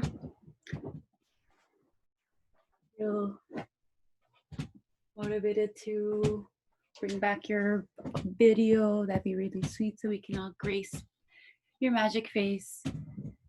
It's okay if that's not okay tonight. Pero el espacio está abierto. The space is open for us to share anything we have to offer. Which we all have something to offer. So,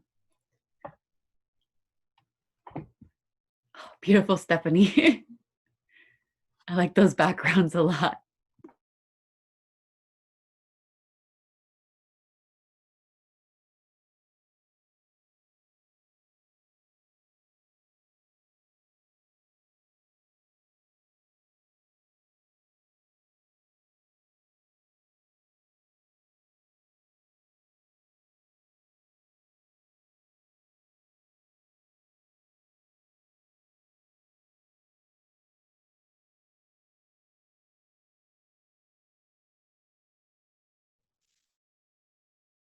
Hi, I want to share a little bit about my experience.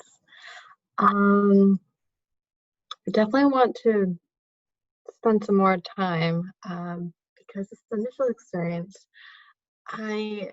especially when thinking about what senses were being engaged, I felt, do y'all know what it feels like when you get those like head tingles, like when you listen to ASMR or like you feel some sort of way? So I felt that, but it was like going through my face to my ears up until like the back of my eyes to like my forehead. And immediately I was like, ooh, this feels really intense, euphoric, but also really pleasant. I don't know what that means, but that's what came to me.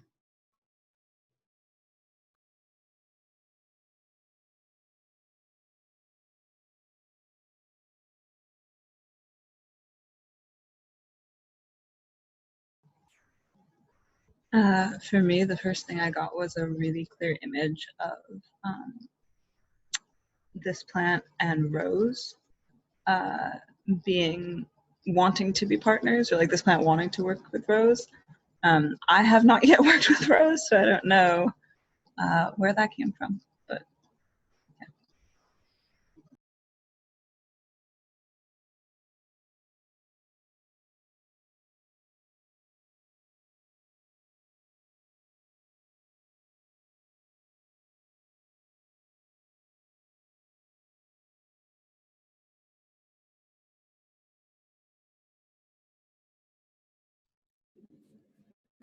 To me, they almost feel like a heart, like a container. They are so layered, and I've had the honor to like eat them fresh off the like actual pod.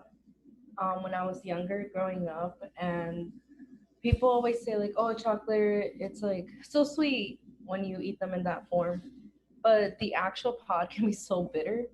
But there's like layers of tastes before you get to the bitterness. Um, they can be like very meaty or very sweet, and then boom, they're there in your face. You're like, oh shit.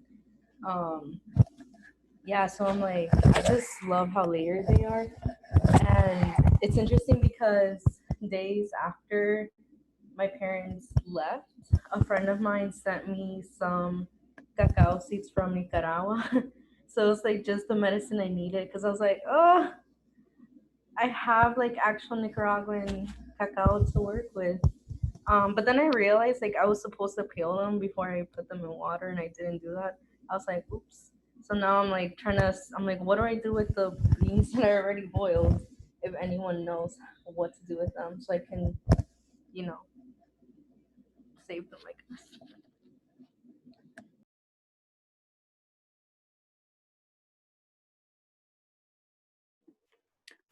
I just want to answer that right off the bat. You can as they're mushy already, you can keep grinding them, so you can add them to an atol or food or your oatmeal or whatever. Yeah, that was the question you had. Sorry.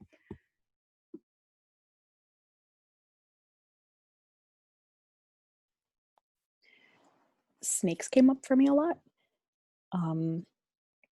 I thought about movement, like sinuous, slithery movement, kind of like curves in the sand, like when if you see like the motion of a snake in the sand, how it like leaves that like curved shape behind. And I wrote, the snake is feared, but does it care? I wrote about moving without shame, because that is what we do. That's what our bodies do. A lot about like spirals and curves and movement.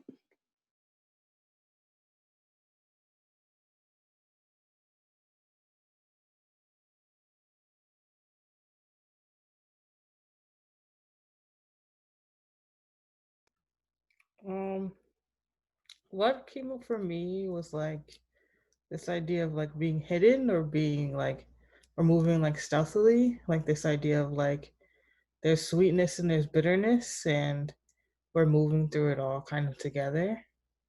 And kind of like what songs did we use to like stay in these hidden spaces and like navigate through them even when it's tough, and like what are the sweet kisses that we have when life is still bitter is kind of what this reminded me of.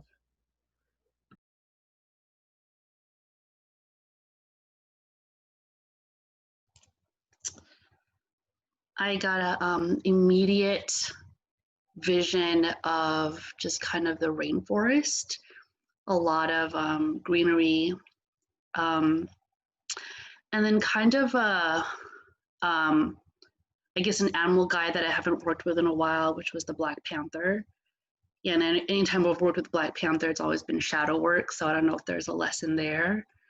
So I was drinking and drinking, and then I paused, and then I feel a little sedated now. So, yeah, looking forward to working more with this, with cacao.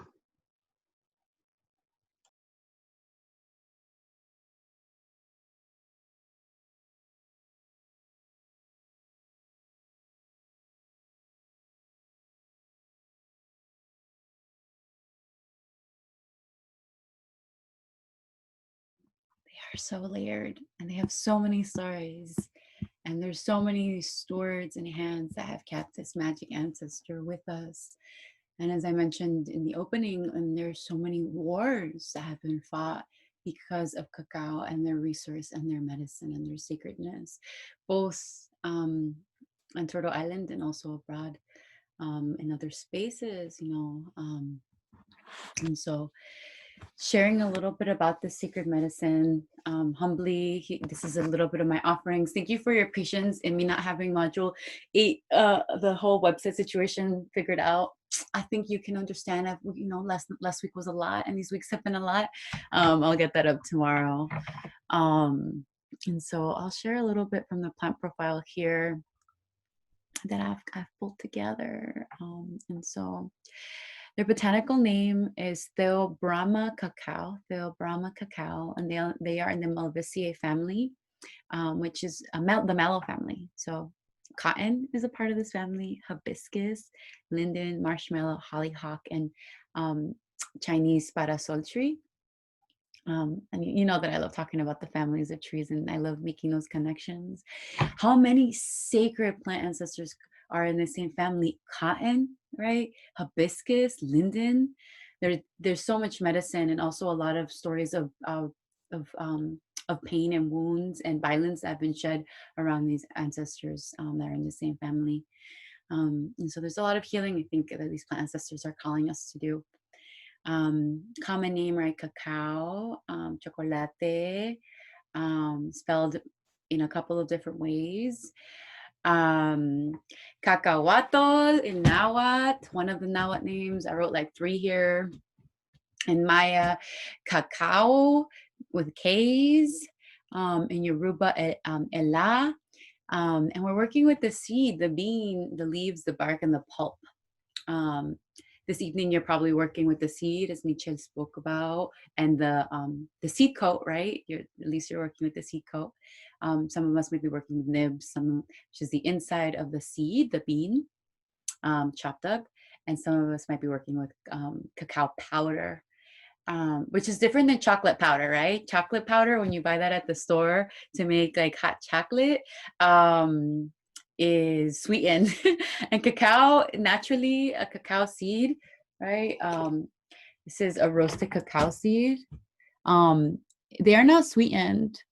They're like bitter. They're like cute and bitter.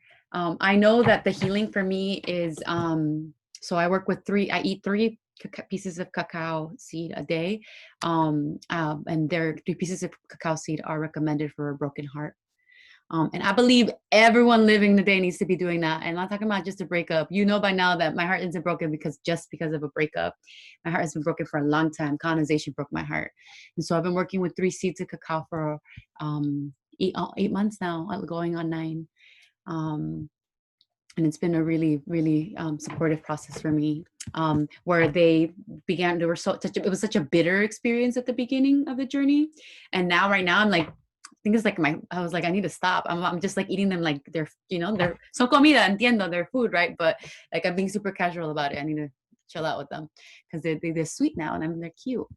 And so, oh my gosh, so much to say about this plant ancestor. Historically, it's contested whether cacao traveled, right, from the is believed to be originated from the northern Amazonia to Mesoamerica. And it's fought, right? Like where in the Amazonia or Mexico or Panama, like where is cacao fully from, right? So I believe they're a plant ancestor of like the people from the Amazonia up into Mesoamerica. The earliest presence of cacao is documented in 1000 BC, left in pots in Honduras, or Honduras, while their presence is extensively documented in Olmec, Maya, and Aztec civilizations as early as 600 BC. Cacao has been it's not just it's just not just a plant. It's not just a sacred plant, right? It's been an intricate part, a necessary part of our spirituality, of our politics, of our economy, of our culture, right? And of our sustenance. So they're a food, right? But we have many of our people from Mesoamerica down into Amazonia, but I know for sure in Mexico proper, right? Because that's where a lot of my story comes from. Well, my story comes from, is we would trade, we would trade cacao beans, we would trade cacao pods as currency. In the sacred text, in the Mayan sacred text of the Popol Vuh, or the Book of the Council, there is a story of the severed-headed god who was hung on this cacao tree. And then the next page, it depicts the god of the maize, of the corn, sprouting from the cacao. Cacao is believed to be the giver of life and the giver of sustenance itself, right? And so, yeah, cacao and maize are like, we're the people of the corn, we're the people of cacao too, right? We come from these parts of the lineage. So much sacred medicine to talk about them and how they work in my spirituality, and with my people and some of your people, ceremonially, we work with them to stimulate the connection with the divine, the creator, to increase our psychic abilities, magically, they are the tree associated with the south. And so I give an offering here, and as my understanding is developing, so this is profile, so I'm going to change this part of the profile here. And one of the directions that I've been initiated, which is from the Amazonia and not Mexica tradition, the south is the land of the dead and not the north. And so I wrote down here, and the tradition I was initiated first, which is an Amazonia tradition. It's, the tree of the south, the land of the dead, the red bloods, and the guardian of Mictlan. Is the medicine of cacao, the guardian of the ancestors, the guardian of the underworld, of the 9 steps that I was speaking to. Psychically, they have spiritually, they have this capacity to awaken our subconscious. I find that visions come easier when we're working with cacao, whether biting into them, or working with them as a tea, not sweetening them. I believe that the sugar sparks something else in our brain. sparks something else in our brain. So keep the sugar out of it if you're trying to connect with them. You know, a lot of medicine workers work with cacao to transcend the limitations of our physical bodies, and to transcend the limitations of this physical plane. They're very connected to a few body organs. And there's more that I wrote about the plant magic, including the capacity to open up the heart for deeper and authentic love and connection to the self, and self-love. Right, when we think about young people eating like chocolate, right, like fucking Hershey's, the colonial genocidal story of Hershey's Kisses, or Hershey's, right? I won't shame you if you eat Hershey's and like shit like that. You know, I eat crap too, because it brings me comfort. You know, trans fats bring me comfort, hot Cheetos bring me comfort. And you know, when you yourself eat chocolate, like they say, oh, you know, we eat chocolate to like help us feel love. But when we process chocolate, we actually feel love, or like the endorphins of love, for a millisecond. So we have to keep eating that chocolate, that processed colonial shit, right? When we work with the cacao in their purest form and in their indigenous form, that capacity of self-love, you don't need to keep eating it. I only have to work with 3 seeds of cacao a day to feel deep love for myself, you know, and to feel that I am lovable, even though I have a broken heart and I'm healing, right? And I hurt others. We all do, right? That's humanness. And so encouraging you to, again, go back to the indigeneity of a plant, of yourself. And the cacao is in its purest form without sugar is definitely a way to be there. They are really connected to, physically, they're connected to the brain, right? The heart, the musculoskeletal, the genital urinary, the digestive tract. I have named most of the organs that we've worked with these months, right? Like this one plantita, this one seed, like wants to offer that kind of love, right? They're incredibly nutritive. They're food, right? They're food. And not only are they food, they're fat food, right? They're fatty foods. Those foods that have fat in them. We fucking need fat. Fat has become such an ugly word in a society. We need fat. The foods that actually nourish us, feed us, get us through hard times, the winter, and allow us to develop, you know, strength are fat. Cacao is one of those homies, you know, they improve our appetite. So I shared with you my sister who lives with bulimia.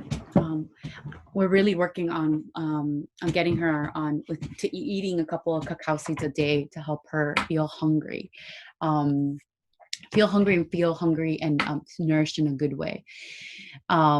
They have a capacity to feed you iron, but also help you keep your iron. We've talked a few months ago about how sometimes we're eating really good food for us, but it's not being retained, right? Because of our poor other diets. They may be supportive with weight managing.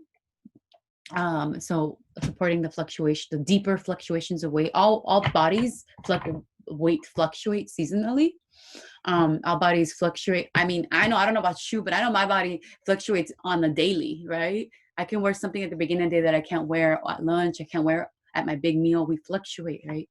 Cacao is supportive at the extreme situations of fluctuations.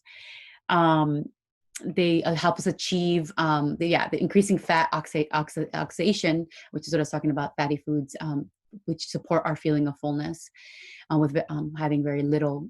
They increase our overall function of immune and endocrine system. Remembering that our endocrine system is the keeper of our adrenals, the keeper of our energy, the keeper of our stress responses and our survival responses, and our immunity, our guardian of our protection, our guardian of how we handle and keep ourselves safe, physically safe. I find them to be clearing and preventing of infections that are caused by colonizing bacteria and viruses. I wrote that, shit you don't want around you.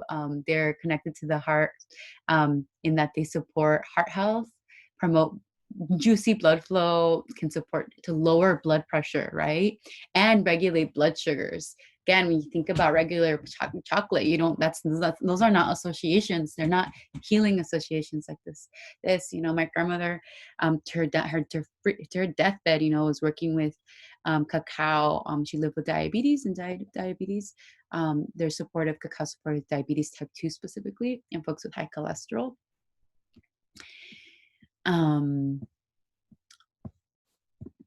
And the last couple of things I'll share about them is that they're topically really yummy to support and to ease and prevent wrinkles, skin wrinkles. So, you know, those phrases of like black don't crack, you know, indigenous people like always be looking good, you know. The youth that I work with think I'm like 18, that they're really pushing it. I don't know if they're like paying me a compliment. They're really like, damn, you look really young, you know. I like to think that I look really young. And I'm like, oh, why is that? And I was like, oh yeah, like my mom always rubbed cocoa butter on me, you know, cocoa butter, shea butter on me. Like these sacred butters, these sacred trees have stored our people, our skins, our ways of being, you know, for a minute. Cacao has that beautiful magic. And when I was doing more, when I was supporting with more birth work, we would work with coca beans. I'm just seeing some of your, I've like didn't print this, so I'm like going back and forth in the screens, and I'm seeing some of the chat around some of our pledges, our Oreos and limon covered chiles and chips and stuff. But working with cocoa butter on the belly for stretch marks has been supportive, and breasts and thighs, you know, for people who both are pregnant or people who, like, we all oscillate in weight, and, you know, I got stretch marks, so that's where I put my cocoa butter. They also work, or orally, we can work with them to treat liver, bladder, kidney diseases. And also, I've recently been connecting with this part, and that they're supportive to working with people who live with asthma, that they carry these two specific compounds, theobromine, I can't say it right now, theobromine, which eases inflammation of air waves when through the is one of the symptoms of asthma. So wanted to name that. I added some glyphs of cacao, all Mayan. Yep, all Mayan glyphs. Because I just thought they were beautiful. And then I got to show you some photos that I got to take. And these photos are in Costa Rica, in Bribri lands, in the Costa Manzanilla, so the Caribbean coast, a couple years, 2 years back, when I was there with some folks. And so, yeah, this is a magic plant ancestor that I share with you with much humility, and I share with you with much respect, with still as a student of this ancestor, and, you know, with the trust that you'll care for their medicine, and that you'll care for the keepers of their medicine, and you're gonna, you know, yeah, be asking the questions of ethically harvested cacao, and, you know, all these little seeds that you have in your life, like, put them onto this cacao and it will change how they look at themselves, right? And so thank you for holding that with me tonight, and yeah, moving with them. I'm working with, yeah, just a nibble, and I had a little bit of the tincture, and I already feel like other planes are happening. So I can't wait to go play with that in the next little bit. And so we've entered the magic portal of the crown. And so there's, I think I want to share some of the logistical information before I share a little bit of a grounded prayer for the crown. And so some of the logistical information are that we're not going to meet on a Monday the next time we gather. We're meeting on a Wednesday. We're meeting on Wednesday, November 25th, 25.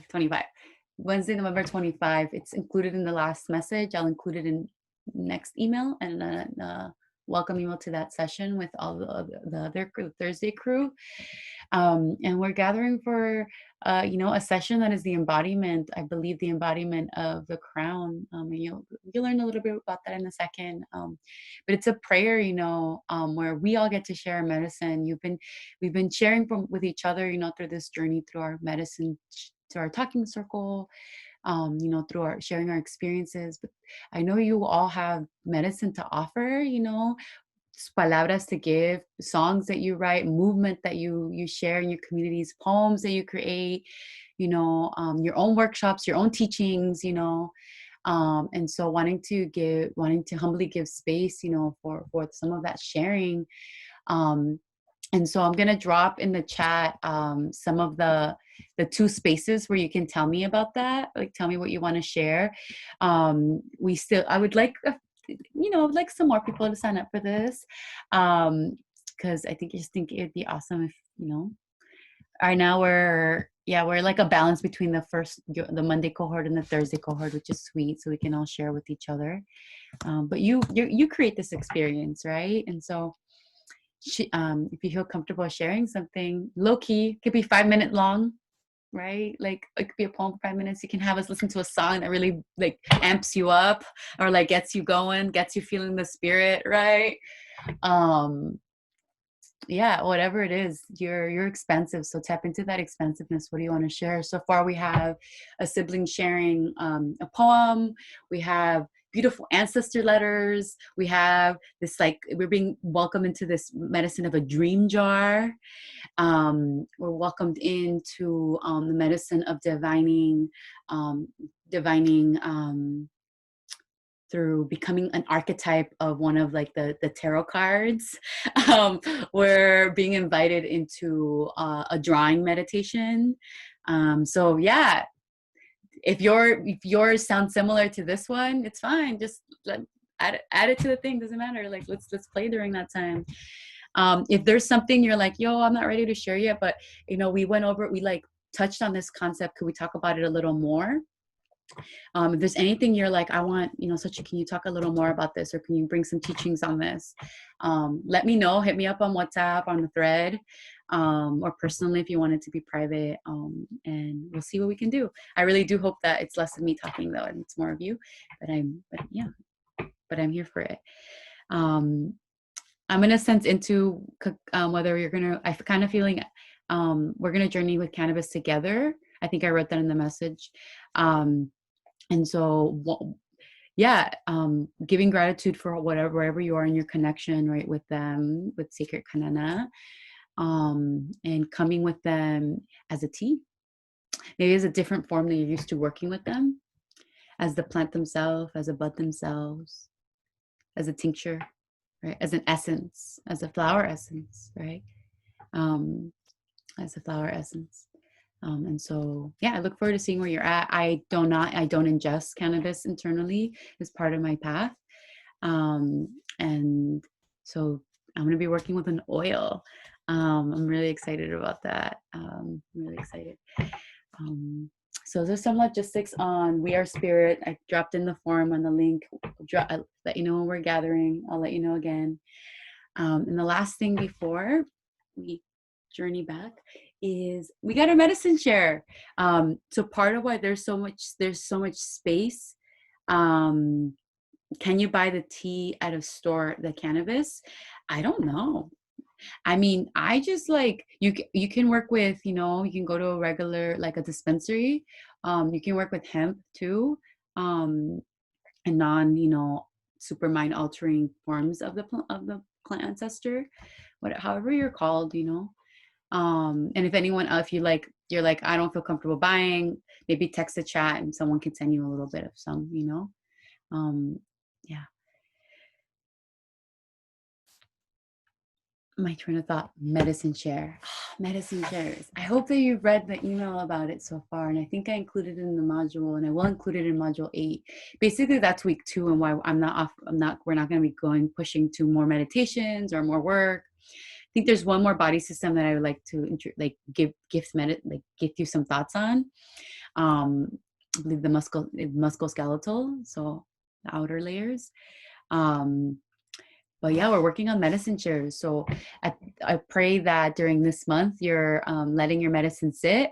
If you're making physical, tinctures or oils, if you get pressed, right? If procrastination is part of your fetish, your existential kink, as my friend Candace likes to talk about it, the bad habits we have sometimes aren't like that bad. They're actually just like little fetishes we have that we need to play with.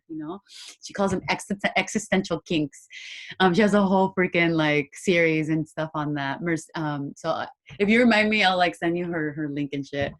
But yeah, if you're like, I'm just gonna wait till the last week when I have to like pull some shit together and like mail it out, that's cool. Do you? If you're gonna do that, I recommend going the wand route. I recommend mixing the magic tea route. I recommend creating bundles in that route.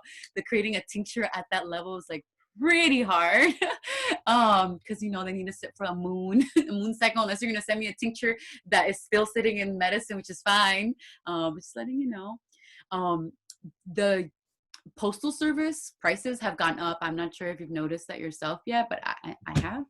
And so they've gone up like $1. 2 ounces has gone up to like $3.50 per package. And so just wanting to name that like there'll be a form where you get to sign up to like mail to someone else. The ask is that we mail to at least one person in the circle. If you are called to mail to multiple people, you'll have access to people's addresses. We're sharing addresses on a consent basis, right? And we're sharing also our addresses knowing with the understanding that they will not be shared with anyone else, not even the other cohort. They stay here, right? And so, yeah. And you'll be receiving something from me during this time period. And so we don't gather next week. The next time we gather is the 25th. I have to keep remembering 25th. Right before, thanks for living. With my people, we call it thanks for living, not Thanksgiving, and National Day of Mourning. So we gathered a really beautiful, juicy time. So until between now and then, please send me your questions about medicine making, about what I mean by that. Our first December session is us tasting each other's medicine, us hearing why, homie sent that medicine, right? Why those ingredients were included, right? Or the process, whatever story you have around why that medicine, we're here to receive it. That's basically all we're going to be doing that circle. And so it's the juiciest. We all have medicine to work with that day, and so my Virgo placement is going to be very specific about your medicine, whether you procrastinate or not, should be mailed out by this date. So start planning around this date. We want to not give anxiety to each other and have the medicine with us. It worked well last year, so I will be let you know what the date is. And I think it's going to come up in 2.5 weeks. So I'll release that to you tomorrow. Send me your questions. That's all I have to say about logistically. We're going to get into a short prayer for the crown, and from there close, because we're hitting the 3-hour mark, and I'm really conscious of my body's weariness right now, and your LOLs on the side over here. Yep. Okay, sorry. Just reading your cuteness. So that's that. Please, if you feel called, lay back. Lay back. Lay back. Or sit back. Let your bones just fall how they need to fall. Let your muscles fall where they need to fall. Let your breath fall where they need to fall. This is a prayer to awaken the crown. Shasrara. Shasrara.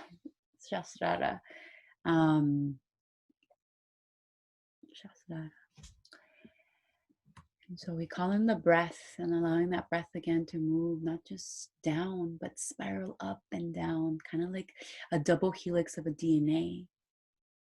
That's what an infinity sign really is. It's mimicking the helix, over and over, curving itself, over and over, curving itself.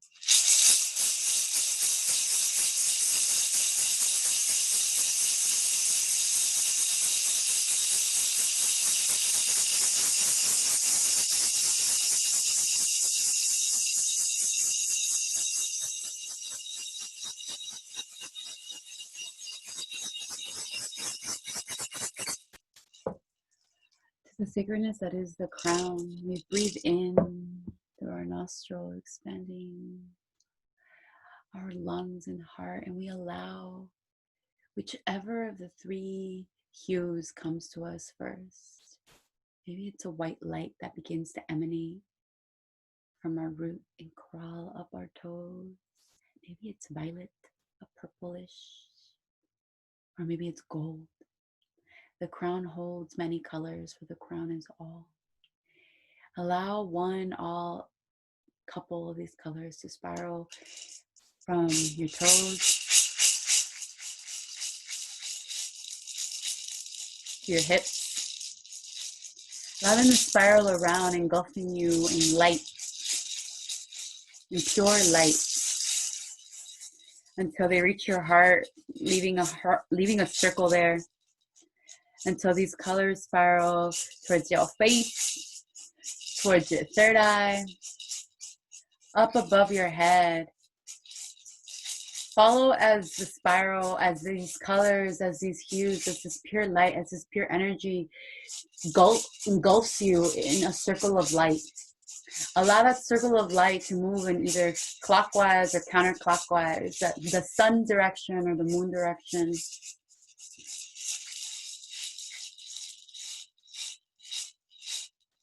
You're held in this beautiful white, violet, gold light.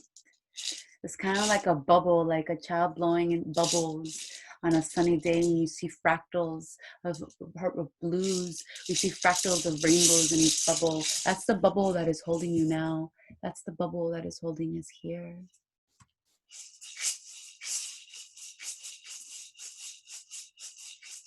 Sasrara is the site from where we live liberated.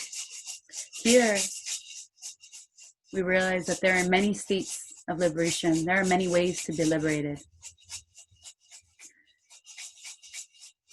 And one of the truest ways to experience liberation is understanding that liberation is only possible through bliss. Bliss is a hard word for us as intersectional, as queer, as undocumented, as trans, as spirit walkers, as death lovers, as shadow workers, as putas, as sex workers, as BIPOC beings. Bliss is a hard word. It's not a word we've been awarded to experience in hundreds of years. It's okay if you forgot how to experience that. The crown is here today, though, to remind you of your destiny to feel bliss again. Remind you that liberation is a spiritual practice and a birthright. Liberation is a spiritual practice and your birthright. Here we are all spirit, not just a piece of spirit, but we are spirit. Somos el espíritu grande. Breathing in those, remembering the bubble that you're in, the beautiful circular bubble of gold, violet, and white. Here you are spirit. Here you are medicine. Here you are divinity. Here we are one. Here we are one. Here we are one. Here we recognize that our spirit practice is a liberation practice that we're being called to live every day. Here we are asked to transform deficient lifelessness, passivity, excessiveness, reactivity, aggressiveness as fuck, for liberation. Here lives how we survive. Here lives how we transform in these times. Inhaling in, here lives where we transform in these times. The crown is stewarded and held and most achieved, most stewarded by elders. It's okay if you're not here yet. It's okay if we're not here yet. It's okay if I'm not here yet every day. But right now, we are here. You are here. The crown holds the prayer, I am divine. You feel called to repeat the prayer with me. Repeat it. I am divine. I am divine. Yo soy divine. We are divine. We are capable of peace. We are connected to spirit. Colonization may try to have ripped that knowing, that everythingness from us, but it will never rip away our connection to spirit. It will never rip away our connection to our higher self, for our higher self is calling us back in our dreams, calling us back in those moments of tension, calling us back to the homeland, calling us back to our mother earth.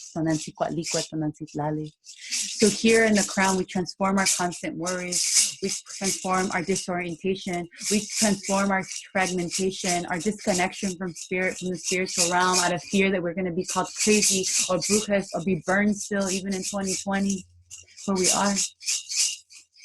We acknowledge that the headaches, the hallucinations, the mental imbalances and illnesses that we may have experienced in our lifetime, that our siblings may have been killed for, that we may be suffering from, aren't because we're crazy. Actually, because our crown is trying to say something, spirit is trying to say something, and we haven't been able to hear it because of the trauma of colonization, of white supremacy, of surveillance, of capitalism.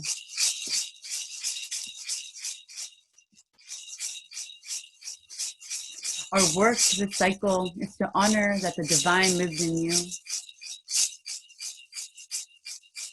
To work during the cycle, to remember that you are light. To remember that you are the 7 generations past, here, and those coming. Inhaling in, exhaling out. Our sacred work during the cycle is plenty. We can do the sacred work with the crown through visualization, awareness of our ego, energy work, meditation, prayer, silence, magic minerals like amethyst, incredible plant comrades like Egyptian blue lotus and cacao, damiana, yarrow, tabaco, bay leaf, jasmine. Our sacred work is to connect with our divinity and remember our divinity.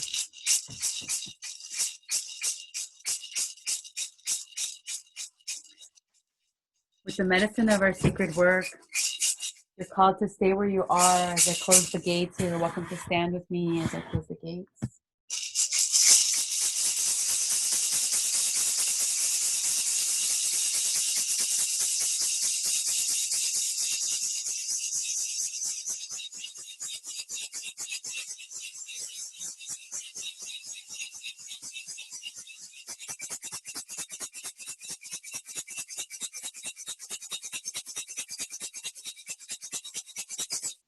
Oh Mateo, gran sagrada dirección del este, to the sacred direction of the east gate, we come to close you up, but not before saying gracias. We come to give gratitude to you.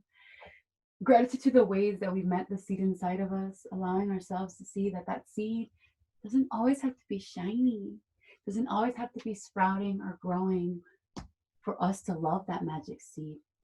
My seed has cracks in it, parts that have been dried up, parts that are a little rotten and need to just be given back to the earth, and parts that are super shiny.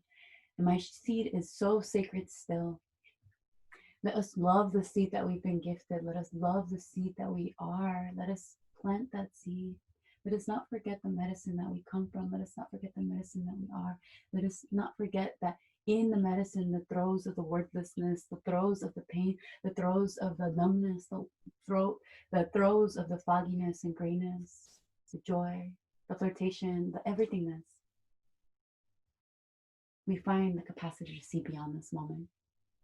It is through living the dance, that this is the dance, the sacred dance, that we find ourselves. The sacred direction of the east gate, to Quetzalcoatl for storing us, for keeping our child, for loving our inner child and keeping hope alive in us. We say, Om Mateo, Che, Aho.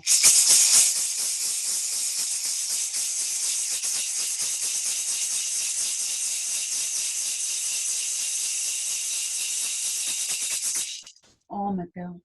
Om Mateo, gran sagrada dirección del sur, to the secret direction of the south gate, to Huitzilopochtli, we come to give gratitude to you before closing up your gate. Give gratitude to the warriors that showed up this evening, those that you are and those that you embody and those that you bring with you, those warriors that you come from, and also those warriors in your spirit lineages and those warriors in your activist lineages that are here with us tonight. We give gratitude for them, and give gratitude to the juvenile that you once were, the youth, the teenager you once were, and all those you who get to steward the teenagers in your active lives right now. Give gratitude to you for stewarding the next generation of warriors, the next generation of elders.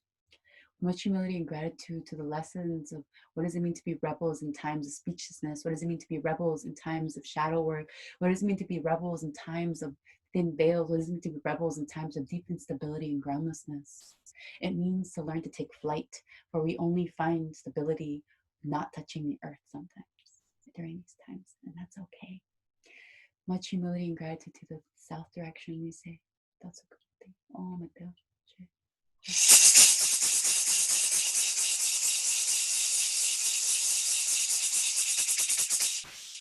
The sacred direction of the west gate to la Casa del Poniente, la Casa de Lampa. Chipetote, we come to give gratitude to you before closing up the sacred gate. Gratitude to you, to all the queer trans ancestors, to all the black trans ancestors, to all those whose breaths were taken too soon, who made themselves known today, whose names were remembered today. We give gratitude for your secret medicine. We give gratitude for your sacred breath, not just the last breath, but all the breaths that you took. We give gratitude to those who've planted their dreams and they're reaping the harvest during this time. We give gratitude to those who are in their moment, are in their expansion. They're in reaping and the harvest of the magic. We celebrate every single one of our siblings that are in their magic. But our egos decide to celebrate them. For BIPOC joy is BIPOC joy is BIPOC joy is BIPOC joy, and BIPOC joy is necessary, And so we call on that medicine and we give ourselves compassion that if we experience deep bliss, even like horniness, like during these times, it's okay to feel all the things, all the things, whatever thing that needs to be felt during these times. All the emotions are valid. All the emotions keep us in motion, keep us in the medicine, and especially those emotions of celebration, they're so needed right now. Let us celebrate, let us celebrate, let us celebrate, let us celebrate this breath, the sacredness of the West Gate. Con mucha humildad te damos un plato con mate.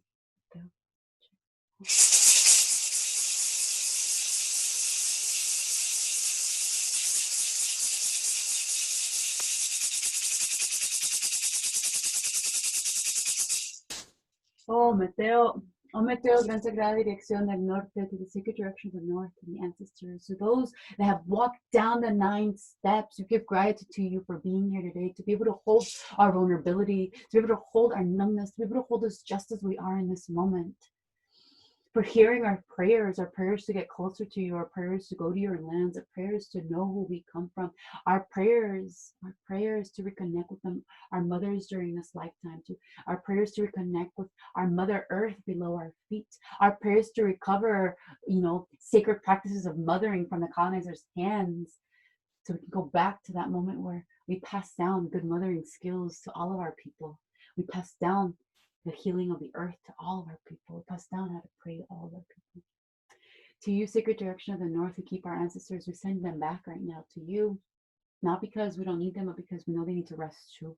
They need to go do their work so they can come back to go work with us the next time we're in ceremony.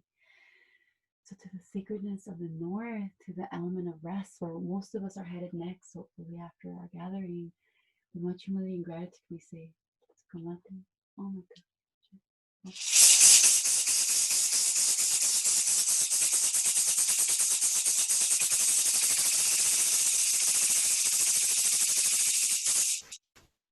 Oh, Mateo, gratitude to you, star people, Hícara Celestial, Nana Metzli.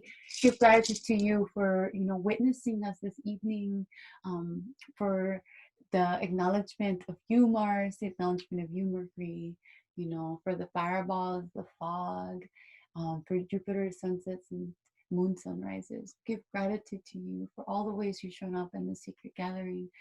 You see, your children remember to look up at you. Your children remember to witness you. Your children remember to honor you, for you carry the stories that are so hard to remember, the stories that were taken from so many of us to the process of colonization and genocide.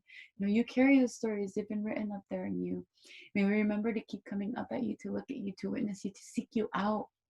So remember that Indigenous people, they do this every single day. You want to learn about indigeneity? Go spend some time. Go spend some time with the night sky. Go spend some time with the sunrise. Go spend some time with the tree and the ocean and the water.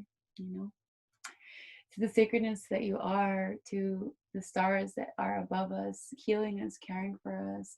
Thank you for the work you've held for us during these months, and to the retrogrades.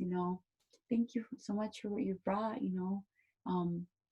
We know we're deserving of rest, and you're deserving of rest, and we're so excited you're about to come back, though, because it's just been rough and real, and you've witnessed it, and I know you've been giggling, and like that's kind of cute, but it's got to stop. We need some support out down here, so we're excited to have you back to supporting us in our sacred work, so we can experience some rest and some joy, and our light can shine bright. The sacredness of the star people, the sky people, we say, Latsukamati, Ometeo.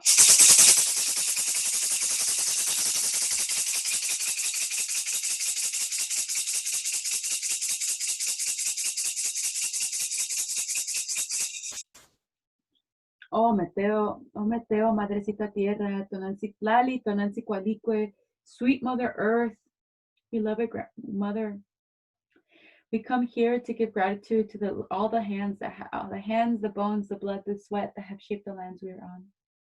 Give gratitude, Mother, for holding us, for gifting us the cacao, for gifting us the linden, for gifting us the calendula, for gifting us the tulsi, the motherwort, all these sacred plant ancestors that have come up during this gathering, and the marigolds that have been stewarding so many of us during these times. Give gratitude to you, Mother, for holding us, for breaking open so that our hearts may break open too, for healing so that our hearts may heal too. You're healing during this quarantine time, as sad as we are for community to be happening at a different pace than what capitalism says it needs to happen. We're actually moving closer to you, and I know that gives you joy, and we're giving you time to rest and recuperate and recover and clean your waters, and for dolphins to return, and for air qualities to get better. And that's a sacredness. That's the prayer we've been planting, for so long for you, Mother. And so please take care of all the children that are passing during these times. Please take care of our siblings who have been taken by state-sanctioned violence, by COVID. We ask you to please care for them by cancers, by other illnesses of these times, of colonial time. We ask you to care for them, take them back into you and back into your sacred heart, that center, that obsidian center that only knows true love, that only knows unconditional love. Please take them back. Please care for them, Mother. And we're here, humbly again planting this prayer. And we add this on to our many, many prayers of what it means to honor you, love you, and be close to you. With much humility and gratitude, Mother, we say, Latsukamati.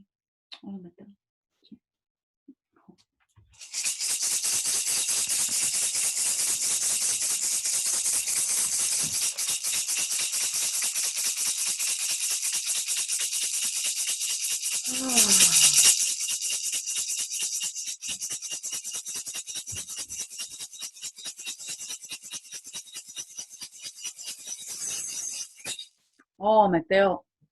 Oh, Mateo, gran sagrada dirección del centro. Begin here and we close here. Give gratitude to the one heart that gathered here this evening, that became more of a we than some of us have ever known in our own blood families, in our own spirit families, in our own physical communities, in our own relationships. The we that listens with an open heart, the we that has ego set aside, the we that falls apart unapologetically, the we that dreams unapologetically, the we that is here for the we that is here to build and nourish more we. Give gratitude for that sacred we that got nourished this evening, fed this evening, remembered this evening. We continue to move at the pace of we. We continue to trust the pace of we. We continue to trust each other. Trust each other. Trust each other. And trust ourselves, the sacred part of each other. Much humility and gratitude to you for showing up this evening or watching this later. We love you. We missed you. We give gratitude to ourselves. We bow to ourselves, which, as you know, isn't about bowing to the I, the ego. We're bowing to everyone when we do this. So inhale, bowing to every sibling in circle, every story that's touched you. These 8 months together, almost 8 months together.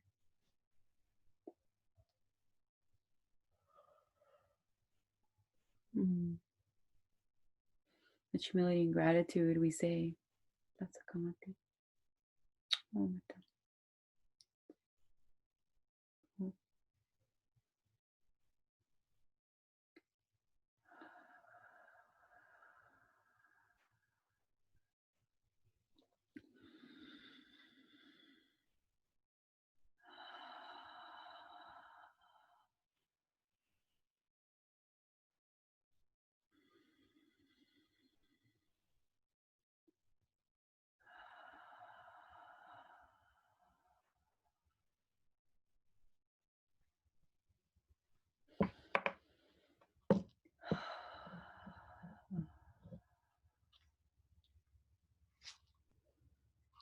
Sending you so much love and tenderness and care and sweetness, and rest and joy and some slowness, as we transition into the season of deep introspection and hopefully deep rest for you. Safe travels, safe movements to wherever you're headed, whether physically, spiritually, emotionally. Bring compassion with you, maybe Cacao too, and Rose, okay? Oh yeah, Rose and Cacao love each other.